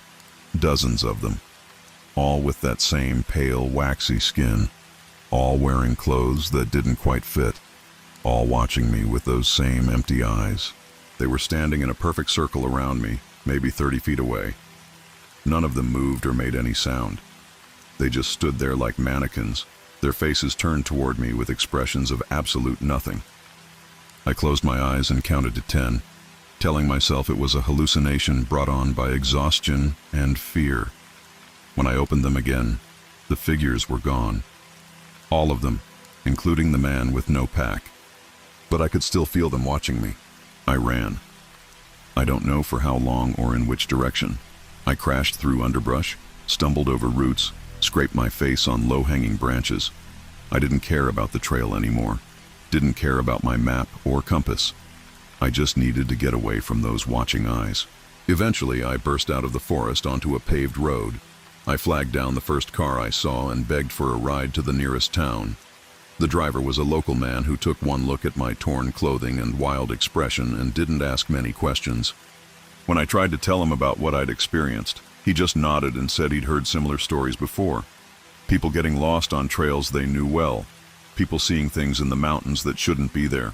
People encountering hikers who didn't seem quite human. He dropped me off at a gas station where I called for someone to pick me up. I never went back for my car, which I'd left at the trailhead. I had a friend drive me back to retrieve it a week later, and even then, I wouldn't get out of the vehicle. That was 3 years ago, and I haven't set foot on the Appalachian Trail since, but I've done some research, and what I've found has only deepened my unease. There are dozens of reports, going back decades, of encounters with a man who hikes the trail without any gear. Always the same description: tall, pale, expressionless, wearing clothes that don't quite fit. He never speaks, never acknowledges other hikers, and he always appears to be walking in the opposite direction until he's suddenly behind you. Some people call him the gearless hiker. Others have named him the silent walker. The Cherokee have stories about something they call the empty man, a spirit that wears the shape of a human but has no soul inside. The reports follow a pattern. First, there's the initial sighting, always brief, always unsettling. Then comes the sense of being followed. Then the disorientation, the feeling that familiar trails have become alien landscapes. Finally, people find themselves surrounded by multiple figures, all watching with those same empty eyes. Most people who report these encounters never hike alone again. Some never hike at all. A few have never been seen again. I've started to wonder if what I encountered was ever human at all. Maybe it was something else. Something that had learned to mimic the appearance of a person but couldn't quite get the details right.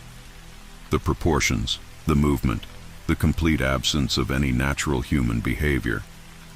Or maybe it was something even worse. Maybe it was what remained of someone who had gotten lost on the trail long ago. Someone who had wandered too far into the dark places between the mountains and never found their way back. Maybe the wilderness had claimed them so completely that they had become part of it, doomed to walk the trails forever, neither fully alive nor completely dead. I don't know what I saw that day in the fog. I don't know what followed me through the mountains, or what stood watching me from among the trees. But I know it wasn't human, not in any way that matters. And I know it's still out there, walking the trail with that shuffling, inhuman gait, waiting for the next solo hiker to cross its path. So if you're ever hiking alone on the Appalachian Trail, and you see a tall man walking toward you with no pack, no gear, and no expression, don't try to help him. Don't try to talk to him. Don't even acknowledge his presence. Just keep walking, and whatever you do, don't look back. Because the moment you do, you'll realize he's turned around and started following you. And once the man with no pack starts following you, the trail stops leading where it's supposed to go. Instead, it leads somewhere else entirely. Somewhere the maps don't show and the GPS can't find. Somewhere people go but never come back from. Somewhere that's always watching, with empty eyes and patient hunger, for the next person foolish enough to hike alone into the dark heart of the mountains. The Vanishing Camp. I've been hiking the Appalachian Trail for over 15 years now. Started when I was 22, fresh out of college, looking for something real in a world that felt increasingly artificial. There's something about those ancient mountains that calls to certain people. Something in the mist that rolls through the hollers at dawn. Something in the way the light filters through the canopy, creating cathedral-like spaces where time seems to move differently. Most people don't understand the pull. They see the bugs, the sweat, the aching joints after a long day on the trail. They see discomfort where I see clarity. They see isolation where I find peace. But 15 years of walking those mountains teaches you things. Teaches you to read the forest like a book. Teaches you which sounds belong and which ones don't. Teaches you to trust your instincts when something feels wrong. And something felt very wrong that day in Vermont. It was early October, peak foliage season. The maples were bleeding crimson against the sky, and the birches stood like pale sentinels among their darker cousins. I'd taken a long weekend to tackle a section of trail I'd somehow missed over the years, a remote stretch through the Green Mountain National Forest that most hikers skip in favor of more popular routes. I prefer the forgotten places, the sections where you might walk all day without seeing another soul, where the only sounds are your own breathing and the whisper of wind through leaves that have been falling in these mountains for millennia. The morning had started perfect. Cool air, clear skies, that crisp bite that promises winter's approach. I'd made good time, covering about 8 miles by noon, when I decided to stop for lunch at a small clearing I'd been using as a landmark on my map. That's when I saw it. Maybe 50 yards off the main trail, visible through a gap in the trees, was a tent. Not unusual in itself. Backcountry camping is common along the AT. But something about this one made me pause mid-bite of my granola bar. It was perfectly still. No wind-stirred fabric. No sounds of someone moving around inside. No camping gear scattered around the site like you'd normally see. Just this olive-green dome tent sitting in what looked like a small natural clearing, as motionless as if it were painted onto the landscape. I sat there for several minutes, chewing slowly, watching for any sign of life, waiting for a hiker to emerge, maybe stretch their legs or start packing up camp. But nothing moved. The tent just sat there, somehow both perfectly normal and completely wrong at the same time. My first instinct was to mind my own business. Solo hikers value their privacy, and I respected that. Maybe whoever was in there was taking an afternoon nap. Maybe they were sick and resting. Maybe they simply wanted to be left alone. But the longer I watched, the more something nagged at me. The clearing where the tent sat was strange, too perfectly circular, too evenly spaced from the surrounding trees. In 15 years of hiking, I'd learned to recognize natural clearings. They're usually irregular, formed by fallen trees or shifts in soil composition. This one looked almost designed, and there was something else, something that took me several more minutes to identify. The silence. Even in the deepest woods, there's always some ambient sound, insects buzzing, birds calling, leaves rustling, squirrels chattering. But the area around that tent was completely quiet. Not peaceful quiet, oppressive quiet. Like sound itself was being absorbed before it could travel. I finished my lunch slowly, unable to shake the feeling that I was being watched. Not by the person in the tent. I was pretty sure by now that it was empty. But by something else. Something in the trees around that too-perfect clearing. Finally, I packed up my gear and continued on the trail. But I couldn't stop thinking about that tent. The image of it seemed burned into my retinas. That olive-green dome sitting motionless in its circular clearing, surrounded by that unnatural silence. I made camp that evening about 4 miles further down the trail, but sleep didn't come easily. Every time I closed my eyes, I saw that tent, saw the way it seemed to absorb light rather than reflect it, saw the perfect geometric precision of the clearing around it. And I kept thinking about the silence, the complete absence of life sounds around it. By morning, I'd made a decision. I was going back. I broke camp early, leaving most of my gear cached in a safe spot, and hiked back with just water and my day pack. The return trip took about 2 hours, and I found the spot where I'd stopped for lunch the day before without any trouble. But when I looked through that gap in the trees, the clearing was empty. Not just empty of the tent, empty of everything. The perfectly circular space was still there, but now it was just bare earth. No tent, no camping gear, no signs that anyone had ever been there at all. I bushwhacked through the undergrowth to get a closer look, thorns catching at my clothes and low branches scraping my arms. When I reached the clearing, I stopped at its edge and stared. The ground was hard-packed dirt, darker than the surrounding forest floor. It formed an almost perfect circle, maybe 20 feet across. No grass grew in it. No fallen leaves had accumulated. It was like a void in the forest floor, a place where nothing would take root. But here's what really made my skin crawl. There were no footprints, no impressions where tent stakes had been driven into the ground, no compressed areas where someone might have slept, no scuff marks from boots, nothing to indicate that anyone had ever set foot in that space. I spent a good hour searching the area around the clearing, looking for any sign of the tent or its occupant, checking for trails leading away from the site, following what looked like it might be paths through the underbrush. Nothing. The tent had vanished as completely as if it had never existed. But I knew what I'd seen. I knew I hadn't imagined it. The walk back to my cached gear felt like the longest 2 hours of my life. Every shadow seemed to hide something watching me. Every break in the canopy felt like an eye looking down. The normal sounds of the forest seemed muffled, distant, as if I were walking through cotton. I broke my planned itinerary and hiked straight out to the nearest trailhead that day. I told myself I was just being practical. I'd already seen what I'd come to see on this section of trail.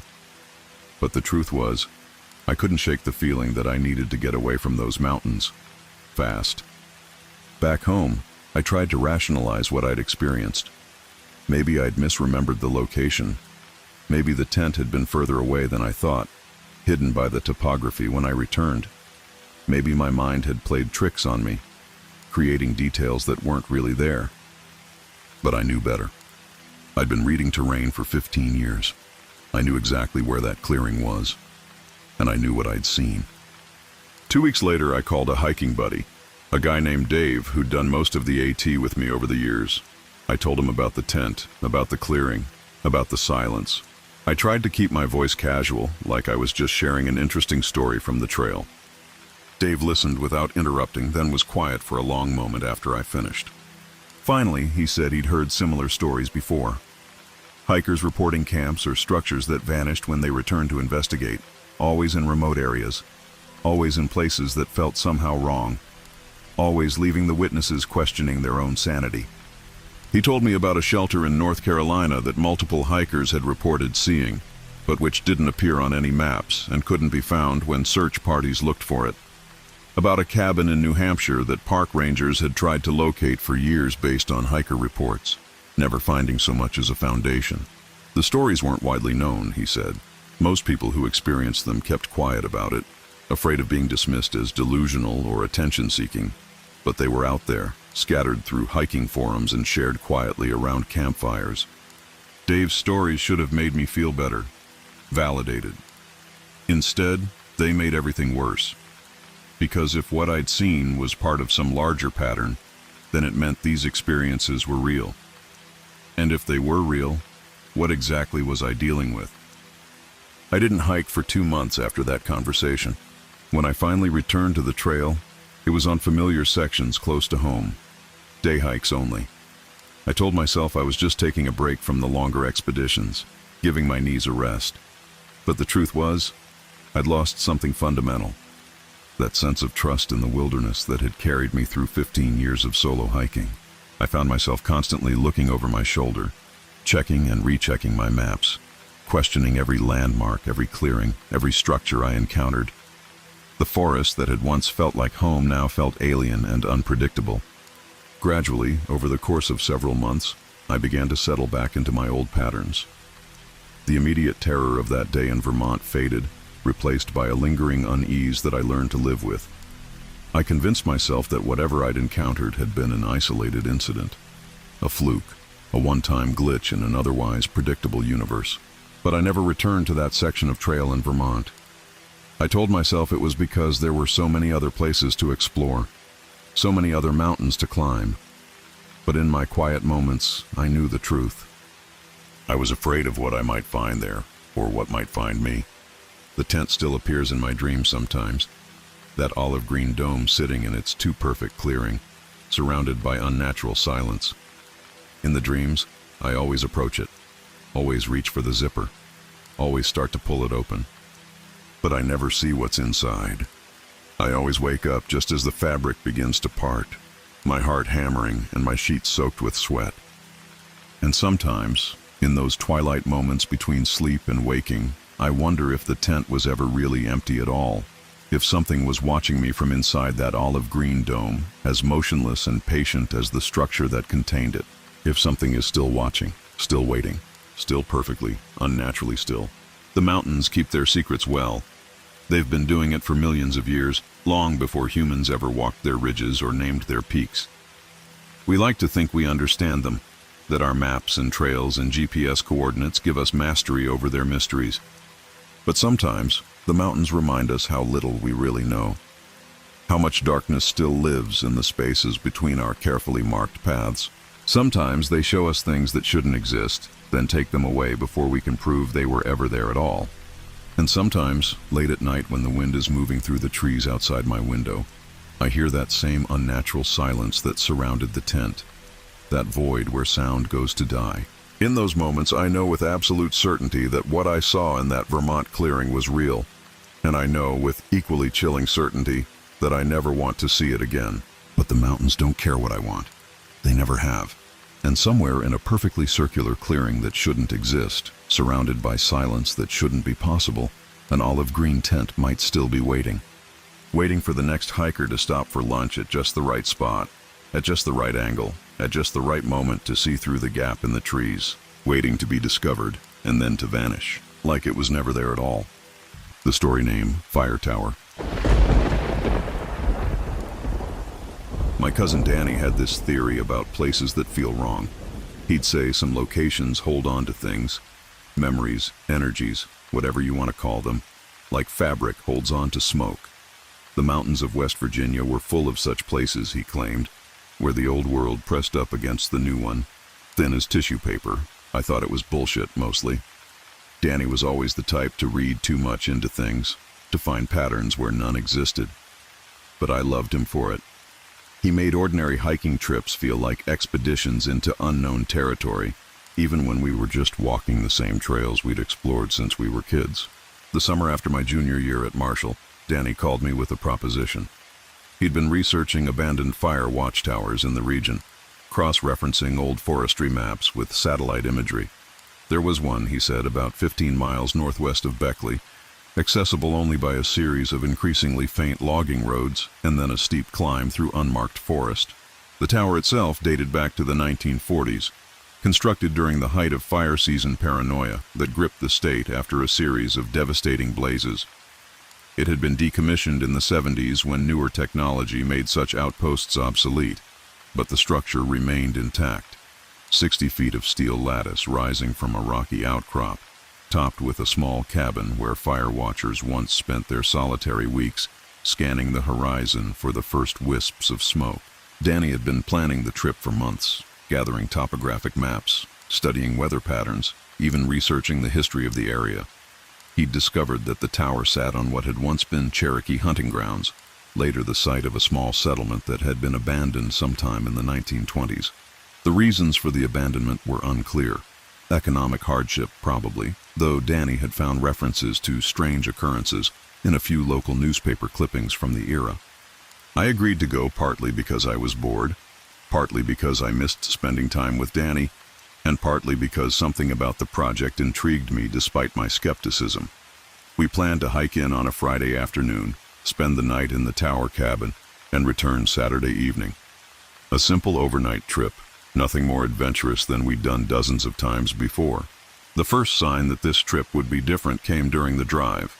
We took Danny's beat-up Subaru, winding through increasingly narrow mountain roads as the afternoon wore on. The pavement gave way to gravel, then to dirt, and finally to what could barely be called a road at all, more like a path carved by decades of erosion and the occasional ATV. We parked at the end of the drivable track, where the forest seemed to close in around us like a fist. The air was thick with humidity and the smell of decomposing leaves, that rich organic scent that permeates Appalachian summers. But underneath it was something else, something that made me pause as I shouldered my pack. Danny was already studying his GPS, cross-referencing it with the hand-drawn map he'd created from his research. The tower was still 3 miles away, accessible only by a trail that appeared on no official maps. We'd have to navigate by compass and instinct, following ridgelines and creek beds through forest that grew denser with each step. The hike began easily enough. The afternoon light filtered through the canopy in golden shafts, illuminating patches of wildflowers and the occasional butterfly. We talked about college, about summer jobs, about plans for the future. Normal cousin conversations, the kind we'd been having for years. But as we climbed higher, the forest began to change. The trees grew taller and closer together, their trunks dark with moisture and moss. The underbrush became thicker, more aggressive, catching at our clothes and gear with thorny fingers. The bird songs that had accompanied our early steps gradually faded, replaced by an unsettling quiet that seemed to absorb our voices. I noticed it first when Danny stopped talking mid-sentence, his head tilted as if listening to something I couldn't hear. When I asked what was wrong, he shook his head and resumed walking. But I could see the tension in his shoulders, the way his eyes kept scanning the trees around us. The trail, such as it was, became increasingly difficult to follow. We found ourselves pushing through dense thickets, scrambling over fallen logs, navigating around massive boulders that seemed to have been deliberately placed to block our path. More than once we had to backtrack when what looked like a clear route ended in an impassable tangle of vegetation or a steep drop-off. It was during one of these false starts that we found the first bone charm. I was the one who spotted it, a flash of white against the dark bark of an enormous oak tree. At first glance it looked like debris, maybe a piece of trash blown by the wind. But as I got closer I could see it was something else entirely. Small bones, maybe from a bird or rodent, had been carefully arranged and bound together with what looked like sinew or plant fiber. The construction was intricate, almost artistic, with the bones forming a rough spiral pattern that seemed to draw the eye inward. It hung from a low branch by a strand of the same material, swaying gently in the still air. Danny approached as I stood staring at the thing, his face a mixture of curiosity and unease.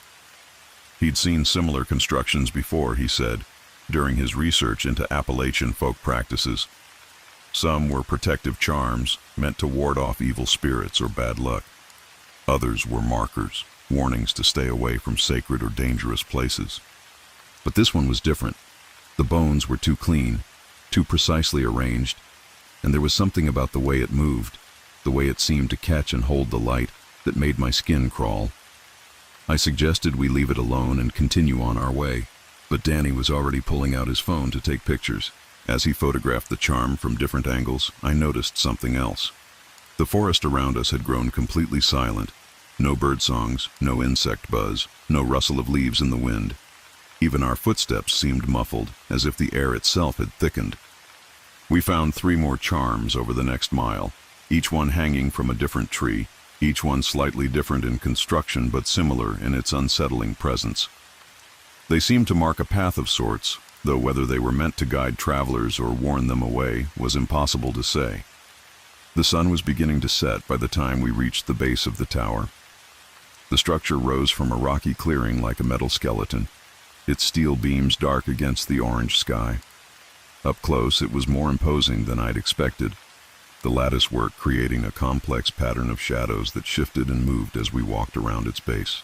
The cabin at the top was small, maybe 8 feet by 10 feet, with windows on all sides and a door that faced east. A metal staircase spiraled up the inside of the tower, though several of the steps were missing or bent, victims of decades of weather and neglect. Danny tested the stairs carefully, bouncing his weight on each step before committing to it. The metal groaned and creaked, but held. I followed, my hands gripping the railing so tightly my knuckles went white. Heights had never bothered me before, but something about this tower, this place, made every step feel precarious. The cabin itself was in surprisingly good condition. The windows were intact, though dirty, and the floorboards were solid despite their age. Someone had been here recently. There were signs of previous visitors in the form of empty beer cans and cigarette butts, but also stranger things. Symbols carved into the wooden walls, strange arrangements of stones and sticks, and in one corner, another bone charm. This one much larger and more elaborate than the ones we'd found on the trail. Danny set up his sleeping bag near the center of the cabin while I claimed the corner farthest from the bone charm. We ate a simple dinner of trail mix and energy bars as the sun disappeared behind the mountains, painting the sky in shades of red and purple that seemed too intense, too saturated. As darkness fell, We used flashlights to explore the cabin more thoroughly. The carved symbols were everywhere once you knew to look for them. Scratched into the window frames, etched into the floorboards, burned into the wooden walls with what looked like a hot poker. Some were recognizable as basic protection symbols, the kind you might find in any book on folk magic. Others were more complex, more personal, as if each visitor had left their own mark, their own attempt to ward off whatever they'd encountered in this place. I was examining one particularly intricate carving when I heard Danny's sharp intake of breath. He was standing at the eastern window, his flashlight beam pointed down at the forest below. When I joined him, I saw what had caught his attention. Lights were moving through the trees, not the steady beam of flashlights or the flickering glow of campfires, but something else. Pale, cold light that seemed to drift between the trunks like fog, pulsing gently as it moved. There were dozens of them, scattered throughout the forest as far as we could see. We watched in fascination and growing unease as the lights danced through the darkness below us. They moved with no apparent pattern, sometimes clustering together, sometimes spreading out in a loose line. Occasionally, one would pause directly below the tower, pulsing brighter for a moment before continuing on its way. Danny whispered something about foxfire or swamp gas, natural phenomena that could create similar effects. But his voice lacked conviction, and I could see in his face the same creeping dread that was settling into my own chest. These lights were too coordinated, too purposeful to be random natural occurrences. We watched for what felt like hours, though it was probably only 30 or 40 minutes. Gradually, the lights began to fade, winking out one by one until the forest returned to its normal darkness. But the feeling of being watched, of being surrounded by something vast and unknowable, remained. We tried to sleep, but the cabin seemed to amplify every sound from the forest below. The creaking of branches, the scurrying of small animals, the distant call of night birds, all of it seemed magnified and somehow threatening. Every few minutes, one of us would sit up, convinced we'd heard something that didn't belong. I must have dozed off sometime after midnight because I was awakened by Danny's voice calling my name. But something was wrong. The voice was coming from outside the cabin, from somewhere down in the forest. And Danny was lying in his sleeping bag not 3 feet away from me, his breathing deep and regular with sleep. I lay perfectly still, listening. The voice came again, clearer this time, definitely calling my name. It sounded exactly like Danny, same tone, same inflection, same slight rasp from years of cigarettes. But Danny was asleep beside me. I was sure of it. The voice called a third time, and now I could tell it was coming from the base of the tower. Someone, or something, was down there, using Danny's voice to call to me. The realization sent a chill through my body that had nothing to do with the cool mountain air. I reached over and gently shook Danny awake. His eyes opened immediately, alert and frightened, as if he'd been having his own bad dreams. I pressed a finger to my lips and pointed toward the eastern window. We crept to the window together, careful to stay in the shadows. The forest below was dark and still, but as we watched, a pale figure emerged from the tree line. It was tall, unnaturally tall, with limbs that seemed too long for its body. It moved with a strange, jerky gait, as if it were still learning how to walk. The thing stopped directly below the tower and looked up at us. Even in the darkness, I could see its face, or what should have been its face. The features were human but wrong, as if someone had tried to sculpt a person from memory and gotten the proportions slightly off. The eyes were too large, the mouth too wide, the nose too flat. And then it spoke, and the voice that came out was Danny's voice, perfect in every detail. It called my name again, asking me to come down, saying it had found something amazing, something I needed to see. The words were Danny's words, the phrasing was his phrasing, but they were coming from this impossible creature that stood swaying in the darkness below. Danny grabbed my arm, his fingers digging into my flesh. He was staring at the thing with a mixture of terror and fascination, his face pale in the moonlight. We both knew what we were seeing was impossible, but there it was, undeniably real and undeniably wrong. The creature tried a different approach. It began to plead, using Danny's voice to beg me to come down, saying it was hurt, saying it needed help. The emotional manipulation was perfect, exactly the kind of thing Danny would say if he were actually in trouble. But the thing delivering the words moved with that same unnatural gait, its head tilted at an angle that would have been impossible for a human being. We watched in horrified silence as the creature began to circle the tower, always staying just at the edge of the clearing, always looking up at us with those two large eyes. It tried different voices now. My mother's voice, my father's voice, voices of friends and teachers and people I'd known throughout my life. But somehow it always returned to Danny's voice, as if it knew that was the one most likely to draw me down. The psychological pressure was immense. Part of my brain insisted that this was just Danny, that he was sleepwalking or having some kind of breakdown, that I needed to go down and help him. But the rational part of my mind could see the creature's impossible anatomy, could hear the slight echo in its voice that suggested the words were being played back rather than spoken. The creature grew more agitated as the night wore on. It began to pace more quickly, its movements becoming more erratic.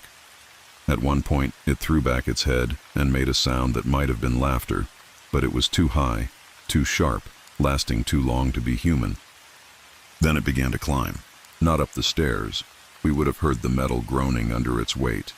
Instead, it began to ascend the outside of the tower, its impossibly long fingers finding purchase on the steel beams. We could hear the scrape of its claws against the metal, the soft grunt of effort as it pulled itself up beam by beam. Danny and I looked at each other in pure terror. We were 60 feet up with nowhere to go but down. The creature was climbing steadily, methodically, and we could hear it getting closer with each passing second. The sound of its ascent was unlike anything I'd ever heard.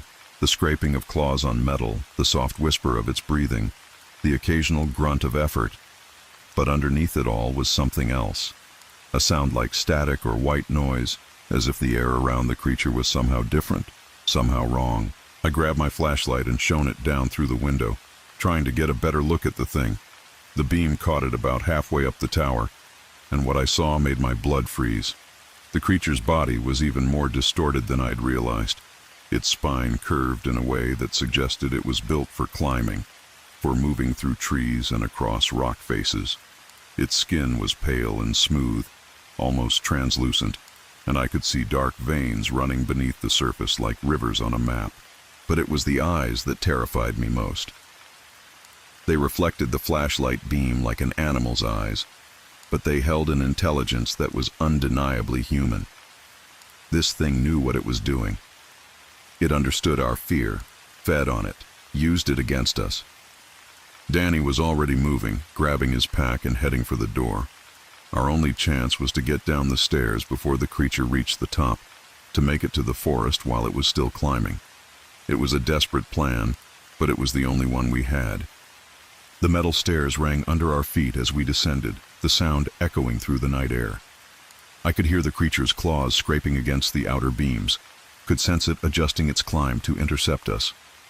We were in a race now, pure and simple, and I wasn't sure we were going to win. We reached the bottom of the stairs, just as the creature's head appeared at the top of the tower. It let out a sound of frustration, a noise that was part scream and part roar, and began to descend much faster than it had climbed. We didn't look back. The forest was a maze of shadows and obstacles, but we ran anyway, crashing through undergrowth, stumbling over fallen logs, our flashlight beams dancing wildly as we tried to navigate back to the trail. Behind us, I could hear the creature reaching the ground, could hear it begin to pursue us through the trees. The thing was fast, faster than anything human-sized had a right to be, but it was also unfamiliar with the terrain, and we had the advantage of desperation. We ran like we'd never run before, our lungs burning, our legs screaming, our hearts pounding so hard I thought they might burst. The bone charms we'd found on the way up took on new meaning as we fled past them in the darkness. They weren't just markers or decorations. They were warnings, attempts by previous visitors to mark the boundaries of something dangerous, something that shouldn't be disturbed. We ran for what felt like hours, though it was probably only minutes. The creature's pursuit was relentless but not consistent. Sometimes it seemed to be right behind us. Sometimes it felt distant. It was as if it were playing with us, letting us think we were escaping before closing the distance again. But gradually the sounds of pursuit faded. The scraping of claws on bark, the crash of branches, the inhuman sounds of effort and frustration. All of it grew fainter and fainter until we could no longer be sure we were being followed at all. We didn't stop running until we reached the car. Danny's hands were shaking so badly he couldn't get the key in the ignition, and I had to take over. We drove in silence, not speaking until we were back on paved roads, back in the world of streetlights and civilization. Even then, we barely talked about what we'd seen. What could we say? That we'd encountered something impossible, something that challenged every assumption we had about the natural world. That we'd been hunted by a creature that could perfectly mimic human voices, that could climb sheer surfaces and move through the forest like a predator. We agreed to tell no one, at least not directly. Danny would continue his research, he said, but more carefully now. He'd look into the history of the area, try to find other accounts of similar encounters. He'd study the bone charms we'd photographed, try to understand their purpose and origin. I went back to my normal life, but the experience had changed something fundamental in my relationship with the world. I found myself listening more carefully to voices, looking more closely at shadows, paying attention to the subtle signs that something might not be quite what it seemed. Danny called me a few weeks later with what he'd learned. The area around the tower had a long history of strange disappearances, going back to the Cherokee who'd first named the place. The word they'd used translated roughly to the place where voices lie, and their legends spoke of a creature that could steal voices, could use them to lure the unwary into the deep forest. The white settlers who'd later established the small community in the area had their own stories, tales of travelers who'd been led astray by the voices of loved ones, of hunters who'd followed familiar calls deeper and deeper into the mountains until they were never seen again. The abandonment of the settlement in the 1920s had coincided with a rash of disappearances, all of them involving people who'd last been seen heading into the forest after hearing someone calling their name. The fire tower itself had been built on the site of an old Cherokee sacred ground, a place where the tribe had performed ceremonies meant to keep the voice stealer at bay. The tower's construction had disrupted those protections, and the watchmen who'd been stationed there had reported increasingly disturbing experiences. Several had quit without explanation, and one had been found at the bottom of the tower, apparently having fallen or jumped from the cabin above. The tower had been decommissioned, not because of advances in technology, but because no one could be convinced to staff it. The official records cited equipment failures and communication problems. But Danny had found unofficial reports that painted a very different picture. Watchmen who'd heard voices calling from the forest, who'd seen lights moving through the trees, who'd reported feeling watched and followed whenever they ventured outside the cabin. The bone charms, Danny had learned, were indeed protective devices, created by locals who'd learned to recognize the signs of the creature's presence.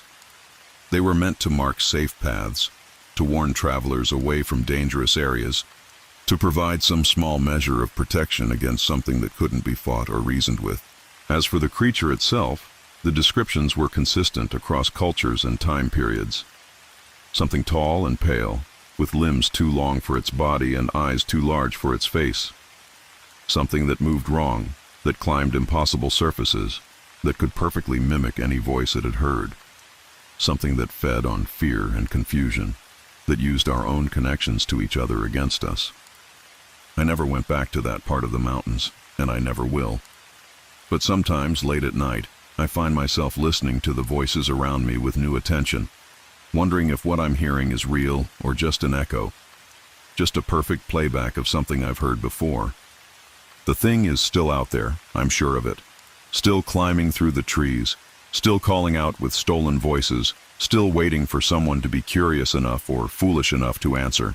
And every time I hear someone call my name when I'm alone in the woods, every time I hear a voice that sounds just a little too perfect, just a little too much like a recording, I remember that night in the tower, and I know to keep walking, to never look back, to never answer the call. Because some voices aren't meant to be trusted, and some places are meant to be left alone. The mountains keep their secrets for a reason, and some of those secrets are better left undisturbed. Danny learned that lesson the hard way, and so did I. But I lived to tell the story, and maybe that's enough. Maybe the telling is its own form of warning, its own kind of protection. Maybe by sharing what we saw, what we heard, what we barely escaped, We can help others recognize the signs, avoid the traps, stay safe in a world that's stranger and more dangerous than most people realize. The mountains are beautiful, but they're not safe. They're full of old things, hungry things, things that remember when the world was younger and the boundaries between the natural and supernatural were thinner. And sometimes, if you're not careful, if you don't pay attention to the warnings, you might find yourself face to face with something that shouldn't exist, something that wants nothing more than to add your voice to its collection. So listen carefully when you're alone in the woods. Trust your instincts when something feels wrong. And remember that not every voice calling your name is a voice you should follow. Some calls are meant to lead you home, and others are meant to lead you astray. The trick is knowing the difference, and sometimes the only way to learn that is to survive the encounter and live to tell the tale. The story, to name, The Ridge Trail. I came to the Blue Ridge Mountains that October to escape the noise in my head, the kind that builds up after too many late nights at the office, too many arguments with Sarah, too many small defeats that pile up like leaves in autumn until you can't see the ground beneath them anymore. I'd rented a cabin near Shenandoah for a week, nothing fancy, just 4 walls and a wood stove and the promise of silence. The first 3 days passed quietly enough. I hiked the established trails, read paperbacks on the porch, and tried to remember what it felt like to breathe without counting the minutes until I had to be somewhere else. But by the 4th morning, the marked paths felt too tame, too predictable. I wanted something that didn't appear on the tourist maps, something that would require me to pay attention to where I was instead of where I needed to be. That's how I found the old fire road that wound up through the hickory and oak, past the point where the rental company's directions ended and the cell service died. The road itself was more suggestion than reality. 2 tire ruts separated by a spine of grass and wildflowers gone to seed. It climbed steadily for maybe 2 miles before it simply stopped at what had once been a turnaround, now reclaimed by sumac and Virginia creeper. I almost turned back then. Should have, probably. But something caught my eye through the trees, a flash of green metal, too geometric to be natural. I pushed through the undergrowth, branches catching at my jacket, and found myself standing before an abandoned ranger station. It was a small building, maybe 12 by 20 feet, with Forest Service green paint peeling away in long curls to reveal gray wood beneath. The windows were intact, but filmed with years of dirt and pollen. A rusty antenna tilted at an odd angle from the roof, and the wooden steps sagged under the weight of accumulated leaves. The whole structure seemed to lean slightly downhill, as if the mountain was slowly reclaiming it, one season at a time. The door hung open, darkness visible beyond. I called out, more from habit than expectation, and heard my voice absorbed by the trees without echo. The silence that followed felt different from the comfortable quiet I'd grown used to. Thicker somehow, more deliberate. I stepped onto the porch, testing each board before committing my full weight. Inside, the station was stripped bare except for a metal desk pushed against one wall and a topographical map still pinned to a bulletin board, its edges curled in yellow. The map showed this section of the mountains in detail, with elevations marked in brown contour lines and hiking trails traced in red. Most of the trails I recognized from my own maps, but there was one that I didn't, a thin dotted line that began just behind the station and wound up toward a ridge, marked only with an elevation, 3,147 feet. I studied the map for several minutes, trying to orient myself.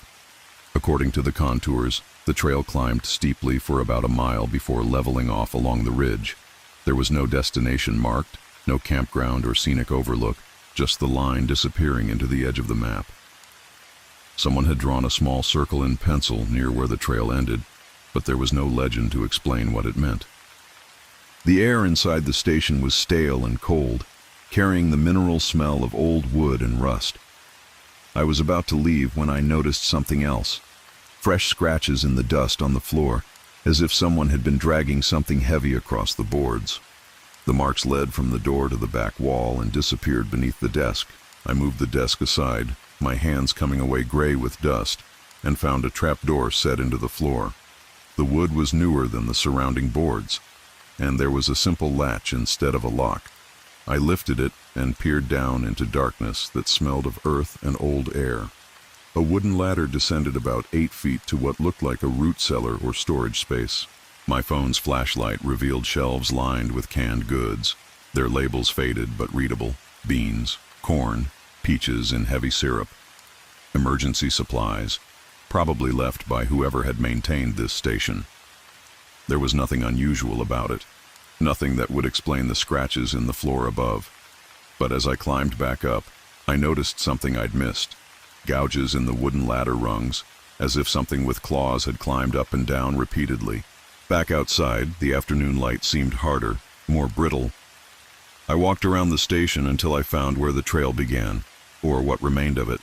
It was barely visible, more of a deer path than anything meant for human feet, winding upward through mountain laurel and rhododendron. Someone had tied faded orange surveyor's tape to branches at irregular intervals, the plastic weathered and torn but still marking the way. I should mention that I'm not an inexperienced hiker.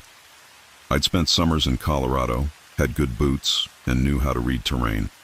But something about this trail felt wrong from the first step.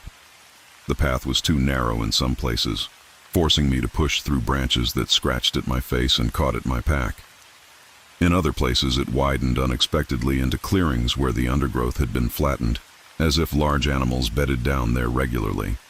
The orange markers appeared and disappeared according to no logic I could discern, sometimes clustered together on a single tree, sometimes absent for long stretches that left me guessing at the route. The climb was steeper than the map had suggested. Within half an hour, my legs were burning and my shirt was soaked with sweat despite the cool air. The trees pressed close on both sides, creating a tunnel of green shadow that muffled sound and made it difficult to judge distances. I stopped frequently to rest and check my progress, but the ridge seemed to recede ahead of me like a mirage. It was during one of these rest stops, maybe an hour into the climb, that I first heard the sound. It was faint and rhythmic, like someone tapping Morse code with a pencil. Tap, tap, tap, pause, tap, tap, tap, pause. I stood perfectly still, trying to locate the source, but it seemed to come from everywhere at once. Ahead of me, behind me, above me in the canopy. After a few minutes it stopped, leaving only the whisper of wind through leaves and the distant call of a hawk. I convinced myself it was a woodpecker, though it didn't sound quite right. Woodpeckers drum in bursts, rapid-fire attacks on dead wood. This was more measured, more deliberate. But what else could it be? The trail grew steeper, switching back and forth across the face of the ridge in tight zigzags that made my knees ache. The trees began to change as I gained elevation, the oaks and hickories giving way to stunted pines and mountain ash. The air grew thinner and colder. I could see patches of sky through the canopy now, gray-white with the promise of evening. I was beginning to wonder if I should turn back when the trail suddenly leveled off, and I found myself standing on a narrow ridge that stretched away to the north and south like the spine of some buried giant. The view was spectacular, rolling mountains extending to the horizon in shades of blue and purple, with valleys full of mist beginning to form in the gathering dusk. But I barely noticed the scenery. My attention was fixed on what lay directly ahead. The trail continued for maybe 50 yards along the ridge, before ending at what looked like a crack in the rock face. A vertical fissure, perhaps 4 feet wide and twice as tall. Someone had stacked flat stones to either side of the opening, creating a crude doorway. More orange tape was tied to the rocks, fluttering in the breeze like prayer flags. I approached slowly, the tapping sound growing louder with each step. It was definitely coming from inside the cave, echoing off stone walls in a rhythm that seemed almost like breathing. Tap, tap, tap, pause, tap, tap, tap, pause. I stopped at the entrance and called out, my voice disappearing into the darkness without response. The opening was natural, carved by water over thousands of years, but someone had clearly widened it. I could see tool marks in the stone, fresh scrapes that gleamed white against the weathered rock. A cool draft flowed from the cave mouth, carrying scents of limestone and something else, something organic and unpleasant that made me think of mushrooms growing in dark places. I should have turned around then. Every rational part of my mind was screaming at me to head back down the trail while I still had daylight.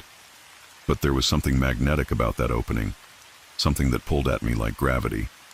I found myself stepping closer, then closer still, until I was standing at the threshold between light and dark. My phone's flashlight revealed a passage that sloped downward at a gentle angle, wide enough for me to walk upright, but low enough that I had to duck occasionally where the ceiling dipped. The walls were limestone, smooth in some places and rough in others, with formations that looked like frozen waterfalls and hanging curtains. Water dripped somewhere in the darkness ahead, each drop echoing like a gunshot. The tapping sound was louder now, more complex. It wasn't just one source, but several, creating overlapping rhythms that rose and fell like a percussion ensemble tuning up. I tried to count the individual voices, but lost track as they shifted and changed tempo. Sometimes they synchronized for a few beats before diverging again into chaos. I moved deeper into the cave, my light casting jumping shadows on the walls. The passage curved to the right, then left, then right again, following the natural faults in the rock. Side passages branched off at irregular intervals, some barely wide enough for a person to squeeze through, others opening into chambers that my light couldn't penetrate. It was in one of these chambers, maybe 100 yards from the entrance, that I found the first carving. It was cut into the wall at eye level, crude but deliberate, a spiral pattern that seemed to writhe in the shifting light of my phone. The lines were deep, carved with something sharp and wielded by someone with considerable strength. Below the spiral were smaller marks, scratches and gouges that might have been letters or numbers, but were too weathered to read clearly. I played my light around the chamber and found more carvings, dozens of them, covering every available surface in a mad profusion of symbols, spirals, and shapes that hurt to look at directly. Some were old, worn smooth by time and moisture. Others looked fresh, their edges sharp and white against the gray stone. There was no pattern I could discern, no logic to their placement. They seemed to have been carved by different hands over many years, a palimpsest of obsession written in stone. The tapping sounds were very loud now, coming from deeper in the cave system. I could feel them as much as hear them, vibrations that traveled through the rock and into my bones. My phone battery was down to 30%, but I kept moving, drawn by a curiosity that was rapidly becoming compulsion. The passage narrowed ahead, forcing me to crawl on hands and knees through a section where the ceiling dropped to barely 3 feet. My jacket caught on projections, and loose stones scattered under my palms. When I emerged into the next chamber, I was breathing hard and covered in limestone dust that made my throat raw. This chamber was larger than the others, roughly circular with a domed ceiling that disappeared into shadow above my head. The walls were covered with more carvings, but these were different, more complex, more deliberate. They seemed to tell a story, though I couldn't read the language. Stick figures cavorted around spirals that might have been suns or eyes. Animals, or things that might have been animals, danced in procession toward openings that could have been caves or mouths or wombs. But it was the floor that made me step back against the wall, my heart hammering in my chest. The entire surface was covered with bones. They weren't human bones, I could tell that much. They were too small, too delicate, with joints that bent in directions that seemed anatomically impossible. Some were white and clean, picked bare by whatever scavengers lived in this place. Others still had bits of fur and flesh clinging to them, dark stains spreading across the stone in patterns that looked almost intentional. The tapping sound was coming from directly ahead, where another passage led deeper into the mountain. As I stood there trying to process what I was seeing, the rhythm changed. Instead of the random percussion I'd been hearing, the sounds organized themselves into something more purposeful. 3 quick taps, pause, 3 quick taps, pause, then 5 taps, pause, 5 taps, then 7. Prime numbers. Someone, or something, was tapping out prime numbers in sequence. I backed toward the entrance to the chamber, my light sweeping across the bone-strewn floor. That's when I saw them. Footprints in the dust between the scattered remains. But they weren't human footprints. They were long and narrow, with what looked like claw marks at the tips of each toe. They led from the passage I'd come through to the one that continued deeper, as if something had been using this route regularly. The tapping stopped abruptly, leaving a silence so complete it felt like physical pressure against my eardrums. I stood frozen, listening for any sound that might tell me what was down there in the darkness. When it came, it wasn't what I expected. It was breathing. Slow, deep respirations that echoed off the stone walls like wind through a cave mouth. But there was something wrong with the rhythm. The exhalations lasted too long. The pauses between breaths were too short. It sounded like something trying to mimic human breathing, but getting the timing wrong. I turned to leave and found myself face to face with something that should not have existed. It stood in the passage I'd come through, blocking my exit. In the harsh LED light of my phone, it looked like a man who had been stretched and twisted by some cosmic torture device. It was tall, maybe 7 feet, but hunched over so that its knuckles nearly touched the ground. Its limbs were too long for its torso, joints bending at angles that made my stomach lurch. But it was the face that nearly made me drop the phone. It had no features, no eyes, no nose, no mouth. Just smooth white skin stretched over a skull that was the wrong shape entirely. The head was elongated, tapering to a point at the back like an egg balanced on end. But somehow I knew it was looking at me, studying me with senses I couldn't comprehend. We stared at each other, if you can call it staring when one of the participants has no eyes, for what felt like hours but was probably only seconds. I could hear my own breathing, ragged and too fast, echoing off the chamber walls. The thing made no sound at all, as still as the stone around us. Then it moved. It didn't walk or crawl or hop. It flowed like water, its impossibly long limbs bending and stretching in ways that made my vision blur. One moment it was at the passage entrance. The next it was halfway across the chamber, picking its way delicately between the scattered bones. Its movements were utterly silent, despite its size. I stumbled backward, deeper into the chamber, my light swinging wildly as I tried to keep the thing in sight. It followed at the same measured pace, neither hurrying nor lagging behind. There was something patient about its approach, like a predator that knew its prey had nowhere to run. My back hit the far wall, and I realized I was trapped. The only other exit was the narrow passage where the breathing sounds had come from, and I had no desire to find out what else might be lurking in the depths of this place. The thing was close enough now that I could see details I wished I couldn't. Its skin wasn't just white, it was translucent. I could see dark shapes moving beneath the surface, what might have been blood vessels or organs or something else entirely. The flesh seemed to ripple and shift as I watched, as if it wasn't quite solid. Its hands ended in fingers that were too long and had too many joints, each one tipped with what looked like bone grown into sharp points. But it was the smell that finally broke my paralysis. As it drew closer, a stench rolled off it like heat from a furnace. The smell of deep caves and stagnant water and things that had been dead for a very long time. It was the smell of the earth's bowels, of places where sunlight had never touched stone. I don't remember deciding to run. One moment I was pressed against the wall, hypnotized by the thing's impossible anatomy, and the next I was diving between its legs and scrambling across the bone-littered floor toward the passage I'd come from. I heard, or felt, it turning behind me, but I didn't look back. The crawl space that had seemed difficult on the way in was nearly impossible going out. Panic made me clumsy, and I scraped my back raw against the ceiling as I forced myself through the narrow opening. Behind me, something was moving through the passage with fluid grace, making no sound but somehow filling the space with its presence.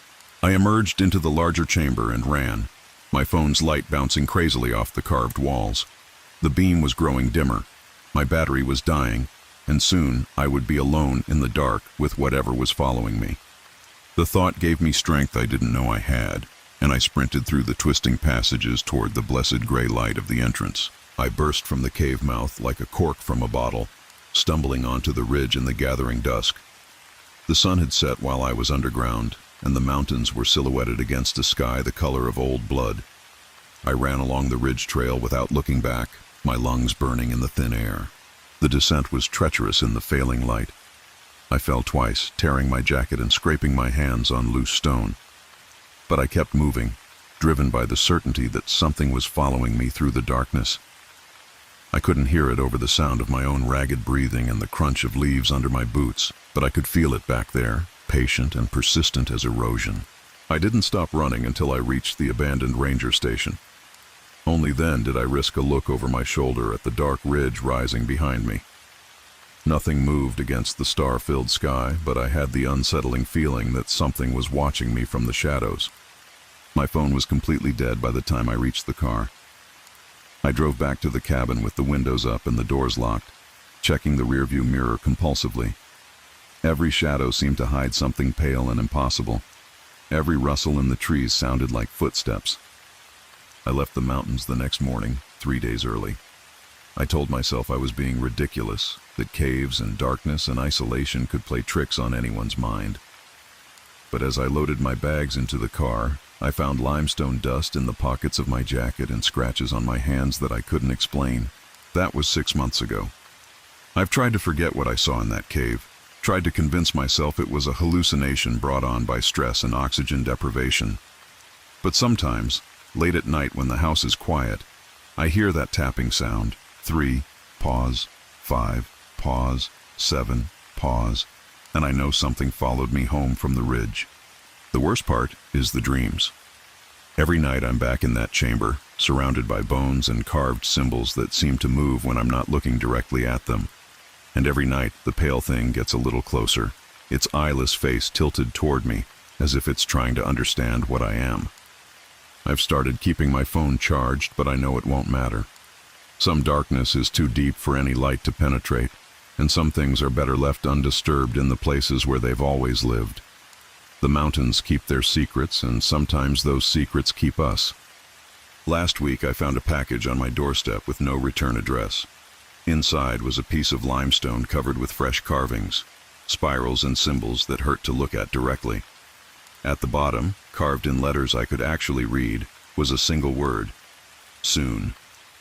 I've been thinking about going back to the ridge, not because I want to, but because I'm starting to understand that I may not have a choice. The thing in the cave marked me somehow, claimed me as surely as if it had carved its symbols into my flesh, and sooner or later it's going to come collecting. Until then, I listen for the tapping in the walls and try not to think about what's waiting for me in the darkness beneath the mountain. The last story name, The Watcher in the Woods.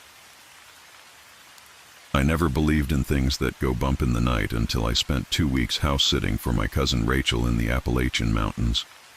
Even now, sitting in this fluorescent-lit diner 3 states away, my hands still shake when I think about what happened in that cabin. The coffee tastes like burnt rubber, but I keep drinking it because the alternative is sleep, and sleep brings dreams of scratching sounds and 4-fingered handprints pressed against glass. It started innocently enough. Rachel needed someone to watch her place while she was in Europe for work, some consulting gig that would keep her away for a month. I was between jobs, nursing a fresh breakup, and the idea of isolation in the mountains sounded like exactly what I needed. Time to think, to write, to figure out what came next. The cabin was beautiful in the photos she'd sent, rustic timber and stone, surrounded by towering pines and hardwoods that promised the kind of silence city dwellers dream about. She'd warned me about the remoteness, no cell service for miles. The landline worked sporadically. The nearest neighbor was 7 miles down a winding dirt road that turned treacherous when it rained. But she had 2 dogs, Keeper, an elderly golden retriever with cloudy eyes and a gentle disposition, and Scout, a younger mixed breed with sharp ears and an alertness that bordered on anxiety. They'd be good company, she assured me. The perfect antidote to loneliness. The drive up took longer than expected. My GPS gave up somewhere around the 3rd unmarked fork in the road, leaving me to navigate by Rachel's hand-drawn map and increasingly unreliable road signs. The mountains seemed to swallow the late afternoon sun earlier than it should have, casting long shadows that stretched like fingers across the gravel road. When I finally pulled into the circular drive, the cabin looked smaller than in the photos, more weathered, as if the surrounding forest had been slowly reclaiming it year by year. The dogs greeted me at the door with the kind of reserved politeness animals show strangers. Keeper's tail wagged in slow, measured beats while Scout hung back, watching me with eyes that seemed to hold secrets. Rachel had left detailed instructions taped to the refrigerator, feeding schedules, emergency numbers that probably wouldn't work, and a note about the generator in case the power went out. She'd mentioned the power was unreliable, something about the old lines running through miles of forest where trees had a habit of falling across them during storms. The first few days passed in the kind of peaceful monotony I'd been craving. I established a routine: morning coffee on the back deck, afternoons reading in the living room with Keeper sprawled across my feet, evenings cooking simple meals while Scout paced the perimeter of the windows like a sentry. The silence was everything I'd hoped for, deep and complete, broken only by the whisper of wind through the pines and the occasional creak of the old house settling. But gradually, I began to notice things that felt off. The silence wasn't just peaceful, it was absolute. No bird songs, no rustling of small animals in the underbrush, no insect chorus at dusk. It was the kind of quiet that made your ears ring, that made you hold your breath without realizing it. Even the dogs seemed affected by it. They'd stand at the windows, ears pricked, staring into the forest with an intensity that made the hair on my arms stand up. The first real incident happened on my 5th night. I was reading in bed when the lights flickered once, twice, then died completely. The sudden darkness was so complete it felt solid, pressing against my eyes like a weight. The silence that followed was different from the usual quiet, expectant, like the forest was holding its breath. I fumbled for my phone's flashlight and made my way downstairs to check the circuit breaker. The basement was smaller than I'd expected, with a low ceiling that made me duck as I descended the creaking wooden stairs. The breaker box was mounted on the far wall, surrounded by the usual basement clutter: holiday decorations, paint cans, tools arranged with the kind of precision that spoke of someone who rarely used them. The main breaker had indeed tripped, but as I reached to reset it, my flashlight beam caught something that made my stomach drop. Scattered on the concrete floor beneath the electrical panel were bones, small ones, like from a bird or squirrel, picked clean and white. But they were arranged in a deliberate pattern, a rough circle with what looked like scratch marks radiating outward like the spokes of a wheel. The marks were fresh, gouged deep into the concrete as if something with claws had been digging frantically at the floor. I reset the breaker with shaking hands, and when the lights flickered back to life, I half expected the bones to be gone, to discover they'd been a trick of shadows and imagination. But they were still there, undeniably real, undeniably wrong. I gathered them into a trash bag, telling myself they were probably just the remains of some animal that had gotten trapped down there and died. But even as I swept up the bone fragments, I couldn't shake the feeling that I was being watched. The dogs were waiting for me at the top of the basement stairs, both of them pressed against the door with their ears flat against their heads. Keeper, who had never shown fear in the days I'd known him, was trembling. Scout's lips were pulled back in a silent snarl, revealing teeth that seemed too sharp in the overhead light. They followed me back to the living room but refused to settle, instead positioning themselves at different windows, their bodies tense with anticipation. Sleep didn't come easily that night. Every sound seemed amplified: the house creaking, branches scraping against the roof, what might have been footsteps on the deck outside. I found myself checking the locks repeatedly, though I couldn't have said what I was afraid of. When I finally drifted off, it was to dreams of scratching sounds and the feeling of being watched by eyes I couldn't see. The next morning brought no relief. The feeling of wrongness had settled over the cabin like a heavy blanket, and even the arrival of dawn couldn't dispel it entirely. The dogs were different now, jumpy, refusing to go outside except when absolutely necessary, and even then only reluctantly. Scout had developed a habit of growling at empty corners, his hackles raised at invisible threats. It was on the 7th night that I found the handprints. I'd been washing dishes when I noticed the dogs both staring fixedly at the sliding glass door that led to the back deck. Their bodies were rigid, every muscle coiled with tension. Following their gaze, I saw nothing at first, just my own reflection wavering in the glass and the darkness beyond. But as I moved closer, angling the light just right, I saw them. Handprints, pressed against the outside of the glass at about chest height. But they were wrong in a way that made my brain struggle to process what I was seeing. The prints were small, child-sized, but the fingers were too long, too thin, and there were only 4 of them on each hand. No thumbs. Just 4 elongated digits that had left greasy smears on the glass. as if whatever had made them had been pressing its face against the window, trying to see inside. I backed away from the door, my heart hammering against my ribs. The prints hadn't been there earlier, I was certain of that. I'd been looking out that same window while making dinner, watching the sun set through the trees. These were fresh, made while I'd been standing just feet away, washing dishes and humming absently to myself. The implications hit me like a physical blow. Something had been outside watching me. Something with hands that weren't quite human, pressing against the glass while I moved around the kitchen, completely unaware of being observed. The thought made my skin crawl, made me want to scrub myself clean even though I hadn't been touched. I checked every lock twice that night, pulled curtains across windows that had no curtains, and moved a chair against the front door even though it had a deadbolt. The dog seemed to sense my fear and pressed close, one on either side of me as I sat on the couch, too wired to even attempt sleep. Keeper's breathing was labored, as if the stress was affecting his old heart, while Scout maintained his vigil at the windows, occasionally letting out low whines that made my nerves feel like exposed wires. The tapping started around midnight. It began as a soft, rhythmic sound from somewhere above. Tap, tap, tap, like fingers drumming against wood. At first, I tried to convince myself it was just a branch scraping against the roof, but branches don't maintain such a steady rhythm. The sound moved, traveling from one end of the cabin to the other with deliberate precision. Whatever was making it was large enough to move across the roof without falling through, but light enough that the old timbers barely creaked under its weight.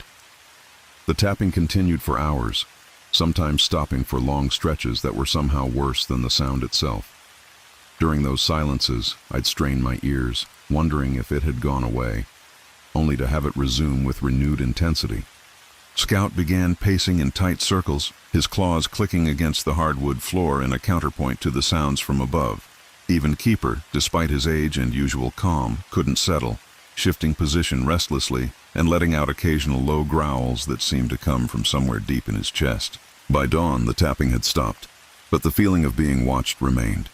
I made coffee with shaking hands and stood at the kitchen window, looking out at the forest that surrounded the cabin.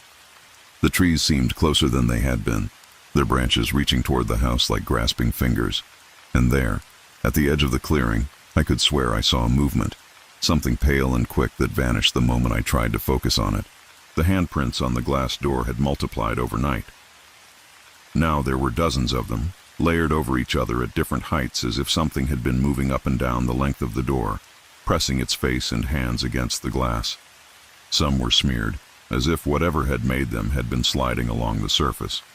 Others were clear and distinct, showing the unsettling detail of those elongated, thumbless fingers. I spent that day researching the area on my laptop, using the spotty internet connection to dig into local history and folklore. What I found didn't comfort me. The mountains were full of stories about things that lived in the deep woods, creatures that were almost human but not quite, beings that watched from the shadows and left signs of their presence for those unlucky enough to find them. The Cherokee had stories about the Nunahai, the immortal people who lived in the high places and could appear human when they chose.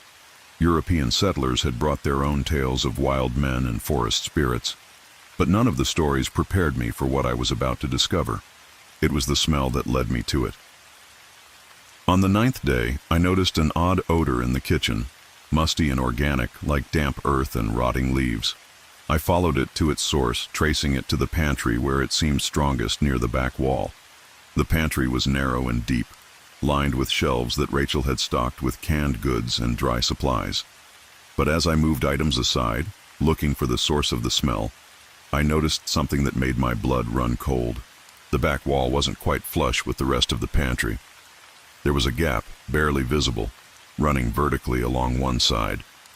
When I pressed against it, the entire section moved slightly, as if it were a hidden door rather than a permanent wall. My hands shook as I cleared the shelves, stacking cans and boxes on the kitchen counter until I had enough space to work. Behind the false wall was a crawl space, narrow and low, extending back into darkness.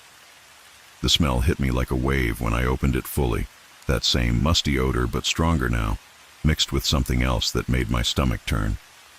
I grabbed a flashlight and, despite every instinct screaming at me to walk away, I crawled inside. The crawl space was maybe 3 feet high and extended back under what must have been the living room. But it was the walls that made me stop breathing entirely. Every surface, the wooden walls, the floorboards above, even the stone foundation, was covered in scratches. Hundreds of them, thousands, carved deep into the wood and stone. They covered every inch of the small space, layered over each other like desperate messages. Some were shallow, others gouged so deep they'd gone through the wood entirely. They weren't random scratches either. They formed patterns, spirals, and what looked almost like symbols or letters, though I couldn't make sense of any of it. But it wasn't just the scratches that made my skin crawl. The floor of the crawl space was littered with more bones. Not just small animal bones this time, but larger ones, and things that might have been shed skin or molted shells. And there were other things, scraps of fabric that looked like they might have once been clothing, tufts of hair in colors that ranged from human blonde to something that was almost silver, and what looked like dozens of teeth, small and pointed, scattered across the floor like dropped pearls. The worst part was the feeling that whatever had made this place, whatever had carved all those desperate scratches into the wood, had been trapped here. The scratches all pointed in the same direction, toward the entrance where I was crouched. As if something had been locked in this space and had spent who knows how long trying to claw its way out. I backed out of the crawl space as quickly as I could, my heart pounding so hard I could hear it in my ears. The dogs were waiting for me in the kitchen, both of them trembling with an intensity that matched my own fear. Scout's eyes were so wide I could see white around the edges, and Keeper was making a sound I'd never heard before, a low, continuous whine that seemed to come from somewhere deep in his chest. That night, the tapping on the roof was joined by other sounds. Scratching at the walls, soft thuds against the windows, and something that might have been whispering but was too faint to make out words. The dogs refused to leave my side, pressing against me with a desperation that spoke of primal terror. I sat on the couch with a baseball bat across my knees, a pathetic weapon against whatever was circling the house, but it was all I could find, and watched the windows for any sign of movement. The handprints appeared on every window now, layered so thickly in some places that the glass was nearly opaque. Some were small, child-sized like the others, but there were larger ones too, with fingers that seemed to go on forever. And on the sliding door, pressed against the glass at eye level, was something that made my heart stop entirely. A face print. The impression of a human face pressed against the glass, but distorted, stretched, with features that were just wrong enough to fall into the uncanny valley between human and something else. The eye sockets were too large, the mouth too wide, and where the nose should have been there was just a smooth indentation. It was looking into the house, and I had the terrible certainty that it was looking directly at me. I knew I had to leave. Every instinct I possessed was screaming at me to get out, to run, to put as much distance between myself and this place as possible. But it was past midnight, and the idea of walking out to my car in the darkness, with whatever was making those sounds circling the house, seemed impossible. So I waited, counting the minutes until dawn, jumping at every sound and fighting the urge to look directly at the windows where I could sense movement in my peripheral vision. The sun seemed to take forever to rise, but when it finally did, the sound stopped abruptly. The sudden silence was almost as unsettling as the noise had been, but it gave me the window I needed to act. I threw my belongings into my suitcase with shaking hands, not caring about organization or whether I was forgetting anything. All I could think about was getting away from this place, getting the dogs to safety, and never looking back. But as I was loading my car, Scout began barking with a ferocity I'd never heard from him before. He was staring at the tree line, his entire body rigid with alarm. Following his gaze, I saw them, figures moving between the trees, pale and quick, staying just inside the shadows where the details were obscured. There were several of them, moving with a coordination that suggested intelligence, purpose. They were watching us, and I had the terrible feeling they were deciding whether to let us leave. Keeper was whimpering now, pressing against my legs with his full weight. His old body was shaking so hard I could feel it through my jeans. I scooped him up, something I wouldn't have thought possible given his size and my own slight frame. But adrenaline makes you capable of impossible things, and loaded him into the back seat. Scout jumped in after him without hesitation, both dogs huddling together in a way that spoke of shared terror.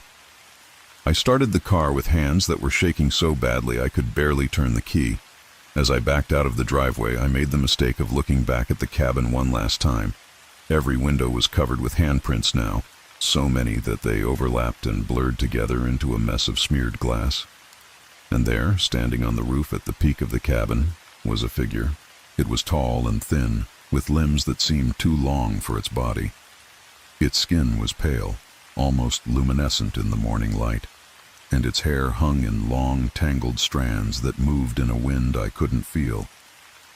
But it was the way it stood that made my breath catch in my throat, perfectly still, perfectly balanced, as if gravity affected it differently than it did everything else.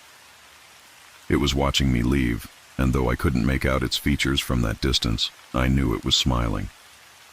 I drove faster than I should have down that winding mountain road, the dogs silent in the back seat, all of us too traumatized to do anything but focus on getting away. I didn't stop until I reached the main highway, and even then, I kept driving until I found this diner, this bright, fluorescent lit space full of normal people living normal lives. Rachel called me 2 days later. She was cutting her trip short, she said, due to a family emergency. She'd heard from a neighbor that there had been some kind of problem with the cabin. Broken windows, signs of vandalism. She asked if I'd noticed anything unusual during my stay. I told her no. I told her everything had been fine, that I'd left early because of a job opportunity that had come up suddenly. I couldn't bring myself to tell her the truth. How do you explain to someone that their home is haunted by things that shouldn't exist? How do you describe the feeling of being watched by eyes that see too much, of being marked by something that leaves four-fingered handprints on glass? The dogs are with me now. I couldn't bring myself to take them back to that place, and Rachel, distracted by whatever family crisis had called her home, was grateful that I'd offered to keep them temporarily. They're different now, jumpy, prone to staring at empty corners and whimpering at sounds only they can hear. Scout has developed a habit of positioning himself between me and doorways, as if he's protecting me from something. Keeper, despite his age, has become hypervigilant, watching the windows with an intensity that breaks my heart. Sometimes, late at night in whatever motel room I've landed in, I think I can hear them. The tapping sounds, the scratching at walls, the whisper of movement just outside the edge of perception. The dogs hear it too. Their ears prick up, their bodies tense, and they position themselves protectively around me. But when I look out the windows, there's nothing there. Just empty parking lots and the normal sounds of civilization. I tell myself it's my imagination, that the trauma of those 9 days has left me paranoid and jumpy. But deep down, I know the truth. Whatever was in those woods, whatever lived in that crawl space and left those desperate scratches in the wood, it followed us. It's patient, cunning, and it knows where we are. I keep driving, keep moving, hoping that distance will eventually break whatever connection was forged in that cabin. But sometimes when I catch a glimpse of movement in my peripheral vision, or find myself checking locks obsessively, I wonder if there's any escape from something that's learned to watch and wait. The handprints on the windows of that mountain cabin were just the beginning. The real horror is the certainty that somewhere, in the darkness just beyond the reach of streetlights and safety, something with 4 long fingers and no thumbs is still watching, still waiting, still following. And I'm starting to suspect it's not alone.